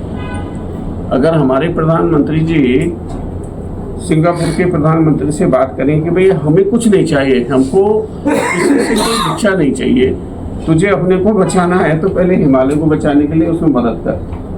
आपका जो साउथ कोरिया है या नॉर्थ कोरिया, जहाँ से अभी आपकी गाड़ियों में वो एक छोटा सा कोई वो लगता है, चिप कंपोनेंट लगता है ना, चिप, अब वो नहीं आया तो यहाँ सारी की सारी गाड़ियाँ जो है ठप पड़ गई, पड़ी कि नहीं पड़ी। तो उनको कह सकते हैं कि भाई अगर तुम्हें जिंदा रहना है तो पहले हिमालय के लिए कुछ करो, उसको बचाओ। खाली हमारे नहीं है, मुझे चिंता दूसरी है कि दूसरी चिंता ये है कि अगर हमने इस मामले को नहीं उठाया ना तो खाली हिमालय हमारे उसमें थोड़ी है। मैं इसमें अभी देख रहा था, आपका जो है ये आपका भारत हुआ, आपका चीन हुआ, भूटान हुआ, नेपाल हुआ, तो ये है पाकिस्तान, हिंदू कुछ से लेकर के सारे के सारे, तो कोई दूसरा देश उठा लेगा तो फिर आप जो है उसके पीछे जो है घूमते रहना। तो इसलिए दिल्ली वालों की ये महत्वपूर्ण भूमिका है कि हम उस वातावरण को और उस बात को हम प्रधानमंत्री जी को कैसे तैयार करें उसके लिए कि आप इस एजेंडे को जो आप उठाने का काम करो, उससे हमारी जो है ना ये आसान हो जाएगा, जो हमारा उत्तराखंड की भी जो समस्याएं हैं उनके समाधान का। भी रास्ता जो है वो आसान हो जाए। तो आप लोग उस पर विचार करो ना, कैसे कर सकते हैं। आपने बहुत सी बातें उत्तराखंड के बारे में की, परिसीमन की बात की, आपने उसका नियोजन की बात की, उसके लिए तो 25 साल होने जा रहे हैं। मेरी चिंता क्या है उत्तराखंड के बारे में, आप लोगों को शायद कितने लोगों को जानकारी है कि नहीं है। अगर मैं इंद्रमणि बडोनी जी को 2 बार राजेश पायलट जी से नहीं मिला था तो शायद उत्तराखंड आंदोलन उस रूप में शुरू नहीं होता। सही है ना। आप उसमें रहे होंगे, कोई जो उसमें मेरे ख्याल से कोई ये काशी सिंह ऐरी जी और अभी हमारे त्रिवेंद्र कुमार जी हैं अभी उनमें, बल्कि यहाँ हमारे वो दक्षिणपुरी में गाड़ी वाले क्या नाम होंगे, प्रताप साई जी, पूछे ना, उस डेलीगेशन में थे वो। बल्कि सबसे पहले जब उत्तराखंड राज्य का बहुत ही भयंकर आंदोलन 2 अक्टूबर वाले के बाद जो ये बैठे हुए थे यहाँ हमारे जंतर मंतर पे, तो किशोर उपाध्याय पहला आदमी था जो 2 मंत्री ले गया वहाँ। जब वो हमें तुम थे, जब वो थे नहीं, ये दिवाकर भट्ट जब बैठे और उनकी पत्नी ने मुझे कहा कि भाई साहब ये तो मर जाएगा अगर इस तरह से एक आध दिन और बैठे। मैंने क्या करेंगे, किसी को लाओ। फिर मैं 2 मंत्री, एक तो सलमान भाई को ले गया था मैं, एक कामसन भाई को ले गया था कि मैंने कहा भाई इनको उठाना। पहली बार उसमें उत्तराखंड आंदोलन में तो उस राज्य बनने का कोई फायदा नहीं है ना। 25 सालों में अगर हम उन्हीं सवालों से जूझ रहे हैं कि जो सवाल जो है वो 2000 में थे, तो ये जो हिमालय का विषय, गंगा का विषय, तो हमने इसलिए जोड़ दिया कि हम सनातन धर्मी है, इसलिए गंगा को भी इसमें, अगर हिमालय नहीं रहेगा तो गंगा भी नहीं रहेगी। तो मैंने कहा उसमें हम अगली जो आने वाली पीढ़ी है, जैसे बीसी ने कहा कि साहब वो तो हिमालय नहीं बचना ही नहीं है, तो हिमालय क्यों नहीं बच सकता है? हम ही ने तो उसको खराब किया है, किसी दूसरे ने तो किया नहीं। गाड़ियाँ कौन लाए? हम ही लोग लाए। फैक्ट्रियाँ कौन लाए? हम ही लोग लाए। ग्लोबल वार्मिंग हो रही है तो हम ही लोग तो लाए हैं। तो एक वैश्विक एक अगर हम कुछ बना सके इस तरह का विचार, तो उस पर विचार करने के लिए मैंने कहा आप लोग कुछ सुझाव देंगे तो उस पर आगे क्या कुछ रहे रास्ता निकालेंगे। ये जो 10 करोड़ पेड़ लगाए जाएंगे तो बहुत फायदा एक मिनट, जो परिसीमन वाला जो हमारे उसके सवाल है उत्तराखंड के 25 साल होने जा रहे हैं। जब 18 साल का हुआ था तो मैंने तो वहाँ पर देहरादून में एक बड़ा भारी कार्यक्रम किया था और उसमें लिखा था उत्तराखंड विमर्श, उसका नाम रखा था। और क्या खोया क्या पाया, उसमें मेरे ख्याल से उत्तराखंड का कोई ऐसा संगठन नहीं था जो शामिल नहीं हुआ। तो आज 25 साल होने जा रहे हैं, हम दिल्ली में इस तरह से कार्यक्रम कर सकते हैं, लेकिन वो कार्यक्रम रचनात्मक और सकारात्मक हो। हम एक दूसरे पर आक्षेप न लगाएं कि ये नहीं हुआ वो नहीं हुआ, हम उसका रास्ता बताएं कि भाई हम किस तरह से जो है उन चीज़ों को ठीक कर सकते हैं। अब ये मैं एक चीज ले रहा हूँ, मैं सिर्फ एक चीज ये ले रहा हूँ एक्चुअली, बल्दिया साहब ने जो शोध कार्य किया था एक्चुअली, जो काफी यहाँ पर जिक्र हुआ है। नंबर 2, अपना जिस तरीके से अपना हमारा ये अपना चोपड़ा साहब ने जो अपना पूरा अपना जो शोध कार्य किया है और जुयाल साहब ने जो अपना शोध कार्य किया है एक्चुअली, इनको अगर इन कई जो शोध कार्य इस तरीके से हिमालय पर जो हमारे पर्यावरण पर जो विभिन्न चीजों पर हुई है, अगर उन शोध कार्यों को निकाल के उन पर अगर हम लोग अपना एक अपना पूरा एक अपना जो बुद्धिजीवी लोगों को अपना इकट्ठा करके अपना जो है हमारे बीच में कई लोग हमारे बीच में एक्टिव आती है, तो उन पर जो है हम चिंतन मनन करके अगर उन चीजों को आगे अगर हम ले जाएंगे ना, जो आपका बिल्कुल अपना हुआ है और आपका नेतृत्व है क्योंकि आज मैं देख रहा हूँ आपने जो निष्ठा, जिस निष्ठा से आप बात कर रहे हैं बात यह है, ये बहुत महत्वपूर्ण है हमारे अपना अंचल के लिए, नहीं पूरे देश के लिए अपनी बात की। तो यहाँ पर इस क्रम को मेरा इतना ही सुझाव है कि उन शोध कार्यों पर भी हम जो है चर्चा करें। वो तो बहुत अच्छा आप बोल रहे हैं। लिंगवाल जी यहाँ बैठे हैं, हम तो उस समय इतने परेशान रहे, हमारे सारे लोग जेल चले गए। इन्होंने बेचारों ने उसमें 30 हज़ारी से लेकर के हाई कोर्ट तक, वो रावत जी बेचारे हमारे रहे नहीं आज के दिन में। क्या नाम अपना है,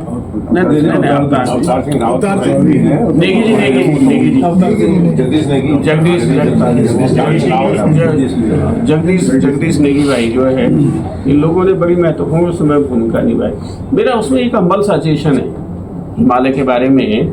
मेरा सजेशन ये है कि हमको कोई सॉल्यूशन देना ही नहीं है, हमको कोई बात ही नहीं करनी है। हमको ये कहना है कि अगर हम इसको राष्ट्रीय और अंतर्राष्ट्रीय अगर हम इसको एजेंडा बना सकते हैं तो हम ये कह सकते हैं कि भाई पहले से अगर कुछ कहोगे, लोग बोलेंगे ये तो अपने उसकी बात कर रहे हैं, फायदे की बात कर रहे हैं। हम ये कहेंगे भाई तुम ये बताओ कि तुम डूब रहे हो, डूबने वाले के लिए तो तिनके का इशारा होता है। तुम डूब रहे हो, अपने को बचाने के लिए कुछ करो।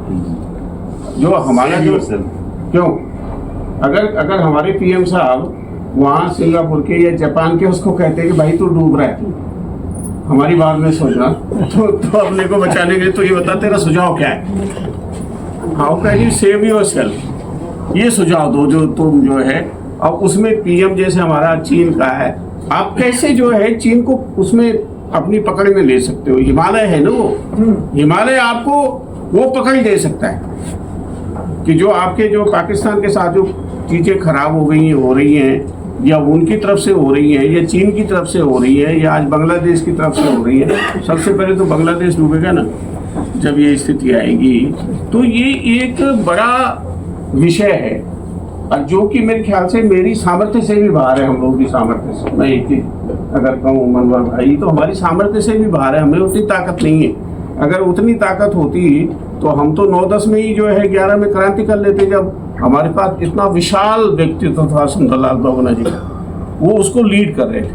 हम तो अपना जो हमारा वो है ये क्या कहते हैं, जो इन्वेंट्री जिसको कह सकते हैं, जो महापुरुष हैं, हमने तो अंतर्राष्ट्रीय स्तर पर उनका कोई जो है फायदा ही नहीं उठाया। अब जैसे भट्ट जी हैं आज के दिन में, या सुंदरलाल बहुगुणा जी थे, या और कोई दूसरा आदमी है। सुंदरलाल बहुगुणा जी तो यूएन में भाषण दिया उसमें, तो हमने क्या फायदा उनका उठाया? अरे उनको कहते तुम जाओ जापान जाओ, अमेरिका जाओ, फलानी जगह जाओ, इस पर एक वातावरण बनाओ, तो हम वो काम भी नहीं करते हैं ना। अब जैसे उत्तराखंड का ही आप लगा लो, आप बुरा मत मानो भाई, इस देश की रीढ़ वहाँ तैयार होती है। अल्टीमेटली जो है, जो आपका आईएस फ्रेटर्निटी है वही तो चलाती है, तो हम तो उसका फायदा भी नहीं उठा पा रहे। मैं तो काम करो, तब चाहे कैब से हूँ, तब चाहे चीफ सेक्रेटरी हो, जिससे भी मैं मिलता हूँ, तो तुम्हारा तो वहीं से हुआ ना सारा निर्माण अपने जीवन का, भविष्य का। तो आप लोगों को कहना चाहिए उनके पास, हमको डरने की क्या जरूरत है किसी आईएएस के पास जाने से? अरे तो हमारी धरती मसूरी से तुम्हारा जो है सब कुछ बना है, और आपको ये जानकारी नहीं होगी कि 82 में ये शिफ्ट हो रही थी वहाँ से अकेडमी, है किसी को पता? गाजियाबाद आ रही थी, उस समय किस तरह से उसको रोका गया वो मुझे पता है। बहुत बड़ी बात है वो, बहुत बड़ी बात है उसको रोकना, लेकिन हम उसका फायदा नहीं उठा पा रहे हैं ना, कि हम कैब से को बोले कि भाई तूने मसूरी में बड़ा अपना जवानी के दिन गुजारे हैं, जरा इसमें उत्तराखंड की मदद करो, हिमालय की मदद करो। मैंने कहा है सीएम साहब, अब सबसे अच्छा स्कूल वहाँ है, 2 स्कूल जिसमें कि सब बड़े बड़े लोग पढ़ते हैं, वेलम स्कूल वहाँ है, इतने सारे स्कूल हैं, हम उसका भी फायदा नहीं उठा पा रहे इंडस्ट्रियल। उस पर नैनवाल जी और हमारे एडवाइजर हैं हमारे यहाँ सतीश साहब, आपको वो करना चाहिए, सीएम साहब को भी कहना चाहिए, मैं तो कहता ही हूँ। तो इसमें जो मुख्य विषय है कि जो सत्ता में और जिनका की अगाध स्नेह भी है उत्तराखंड के साथ, हमें उनको याद दिलाने के साथ आपने कहा कि गंगा ने मुझे बुलाया, अब इस बार उन्होंने कह दिया कि गंगा माँ ने हमको गोद ले लिया है, तो हम उसका फायदा नहीं उठा पा रहे हैं कि उनके पास जाकर के कहेंगे साहब आप थोड़ा सा हमारी इसमें मदद कर दीजिए, इसमें देश का ही लाभ होगा। तो मैं ये सुझाव ये रख रहा था, मैं सारे सुझावों पर नहीं जा रहा हूँ, इस पर अगर आप ठीक समझें तो जो उत्तराखंड से संबंधित जो हमारे विषय हैं उसके लिए आप एक बैठक कभी रख सकते हैं, यही रख लेंगे, जहाँ भी आप कहोगे वहाँ रख लेंगे। उसमें जो परिसीमन सबसे बड़ा सवाल आगे आने जा रहा है, मैं तो सुप्रीम कोर्ट तक आया उसके खिलाफ जो है कि परिसीमन ये ठीक नहीं है, जनसंख्या उसका आधार नहीं होना चाहिए। हमारे और भी जो विषय हैं जो आप कह रहे हैं, तो उस पर जो है उत्तराखंड के विषयों पर कभी दूसरे दिन बातचीत कर सकते हैं, और जब एक बार बातचीत हो जाए तो फिर लास्ट में हम ये कर सकते हैं कि भाई उसमें मुख्यमंत्री जी को इनवाइट करके कि हमने इस तरह से इस पर मंथन किया है और ये हमारे सुझाव हैं, इन सुझावों को आप जो है स्वीकार करें जी। तब चाहे हमारे आंदोलनकारियों के बहुत से विषय हैं यहाँ के, दिल्ली में मेरे ख्याल से अभी दिल्ली के लोगों को इसको ऑल पार्टी में बुलाओ। नहीं, दिल्ली में कुछ नहीं हुआ यार। ऑल पार्टी में क्या होता है कि आपस में यार तुम लोग भड़क तो जाते हो, तो जिसको गिरा जाएगा उनको हो रही है, मुझे थोड़ी। तो हम ये कह सकते हैं भाई नदी से 500 मीटर दूर कोई ऐसा नहीं होना चाहिए, इसके लिए पहले कानून बने और ऐसे जो भी बातें हैं तो हम मुद्दे वाइज को चलिए, जो है अदरवाइज जो है हमारा जनरल बात को कानून तो बना हुआ है, वो तो एलजीटी की। मैं इसकी बात नहीं कर रहा हूँ, मैं ये कह रहा हूँ कि आप 2 या 3 मुद्दे लीजिए और उन मुद्दों को आगे बढ़ाइए, जो अदरवाइज जनरली डिसफर हो जाता है। मुद्दे तो है ना ऑलरेडी, हमने क्योंकि हमने IAS वाली बात की जो है, मैं गांव में गया हूँ, मैंने देखा है कि वहाँ के नियम, वहाँ के तस्वीर और वहाँ की जो इलेक्टेड वो है। मैं आपको एक छोटा सा, अगर टाइम हो तो छोटा सा 2 मिनट का एग्जांपल दूंगा कि हमारे गांव में जल नल लगा जो है, जहाँ पानी नहीं है वहाँ स्टोर बनाया गया है, जहाँ सूर्य नहीं है वहाँ सोलर लगाया हुआ है। 11 तारीख को वहाँ 250 लोगों की गैदरिंग हुई गाँव में, और ये पूछा गया कि पानी नहीं आ रहा भाई, पानी की दिक्कत है। तो नहीं सर, मैं ये कह रहा हूँ कि वहाँ JEI AEI उन्होंने इतना सारे लोगों को, प्रधान जी भी वहीं पे थे, और BW अल्टीमेटली इस बात पे है कि टोटल गलत लगा हुआ है, और जब DM से बात हुई जो है 2 दिन उन्होंने ठीक कर दिया। तो बात ये है कि हमारी जो पॉलिटिकल एग्जीक्यूटिव है और जो एग्जीक्यूटिव IAS वाली है, दोनों का कोई तारतम्य नहीं है और एक दूसरे के ऊपर हावी है वो। तो जहाँ जिसका चल रहा है उस हिसाब से चल रहा है, मैं ये कह रहा हूँ। चलिए अब आप नहीं तो आप बताओ ना, उसमें है भाई मनोहर, तो अभी आप तय कर लो ना कि कौन जो है के लिए पर्यावरण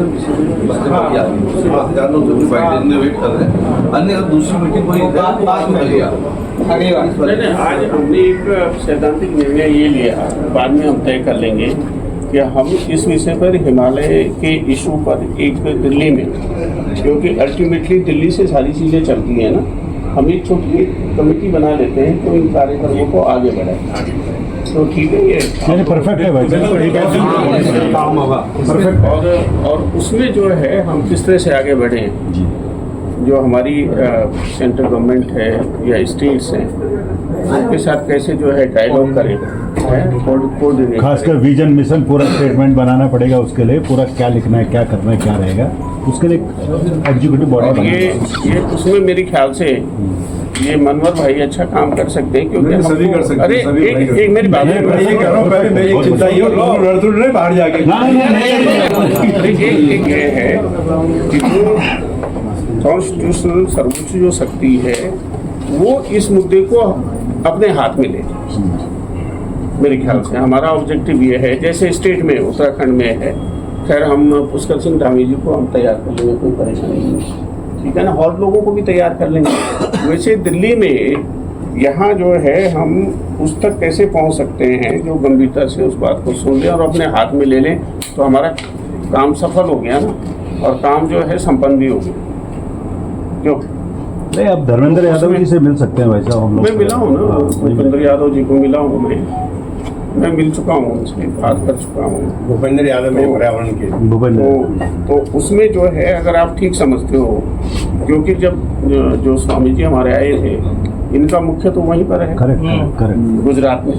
तो हमको गुजरात से किसी बड़े आदमी को पकड़ना पड़ेगा कि भाई आप DM के साथ बैठ कर, और मेरे ख्याल से उनसे अच्छा कोई नहीं होगा, तो उसकी जिम्मेदारी आप ले लोगे भाई। उसको ये नहीं, बिल्कुल परफेक्ट है। उनका उन लोगों के साथ जो है PM साहब के साथ अच्छा होगा, तो इस हिसाब से इसकी शुरुआत करते हैं। ठीक, प्रभु के चरणों में सारा चीज, भगवान बद्रीनाथ केदारनाथ जी के चरणों में, सही बात। जय। आजकल तो वहीं रह रहे हैं ना, वो द्वारिका वाले तो वहीं बद्रीनाथ में रह रहे हैं। तो इस हिसाब से आप देख लो आपस में कि कौन कौन लोग उसमें शामिल हो सकते, कोई जबरदस्ती तो है नहीं, और कोई इसमें किसी को कुछ मिलना है नहीं, न टिकट मिलना है, न चुनाव लड़ना है, न वो करना है कि हम भविष्य के बच्चों के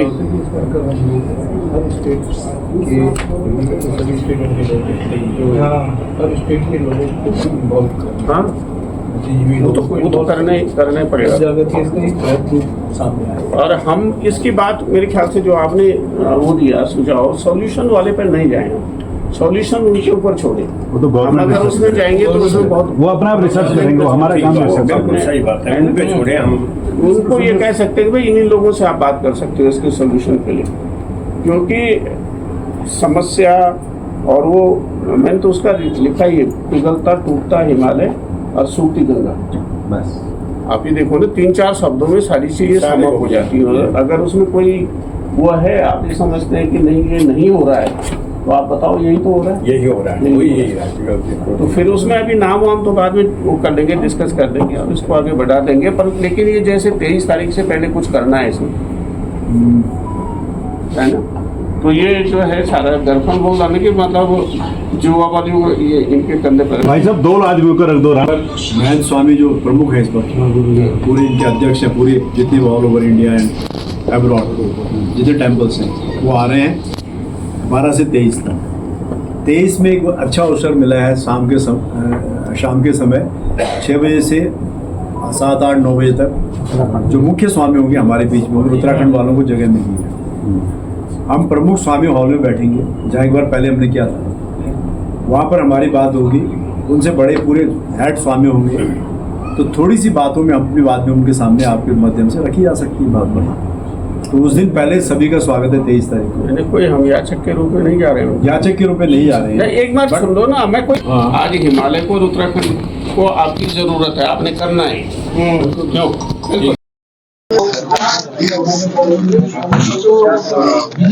हिमालय से संबंधित, गंगा से संबंधित आदि 9 और 10 में हिमालय गंगा बचाओ में हमारी श्रद्धेय के साथ हमारी पूरी फैमिली जम्मू कश्मीर से लेकर के और आज सबसे बड़ी आवश्यकता वीडियो ये कह रहे हैं कि कुछ दशकों 2 दशक में 3 दशक में हिमालय पर खून जो है तो क्या जो है दुनिया बच जाएगी। खाली ये भारत का विषय नहीं है, सिंगापुर जैसा उन्होंने समुद्र के अंदर अपने जो है वो बैठने की है, तो ये भारत की जिम्मेदारी बनती है और उत्तराखंड की जिम्मेदारी है। हिमालय को बचाने के लिए जो कुछ हम कर सकते हैं, हम वैश्विक समुदाय को साथ में लेकर के हमारे लिए नहीं, अपने को बचाने के लिए आप जो है हिमालय को बचाने के लिए में खड़े हुए हैं। और हमारी कोशिश है कि हमारे प्रधानमंत्री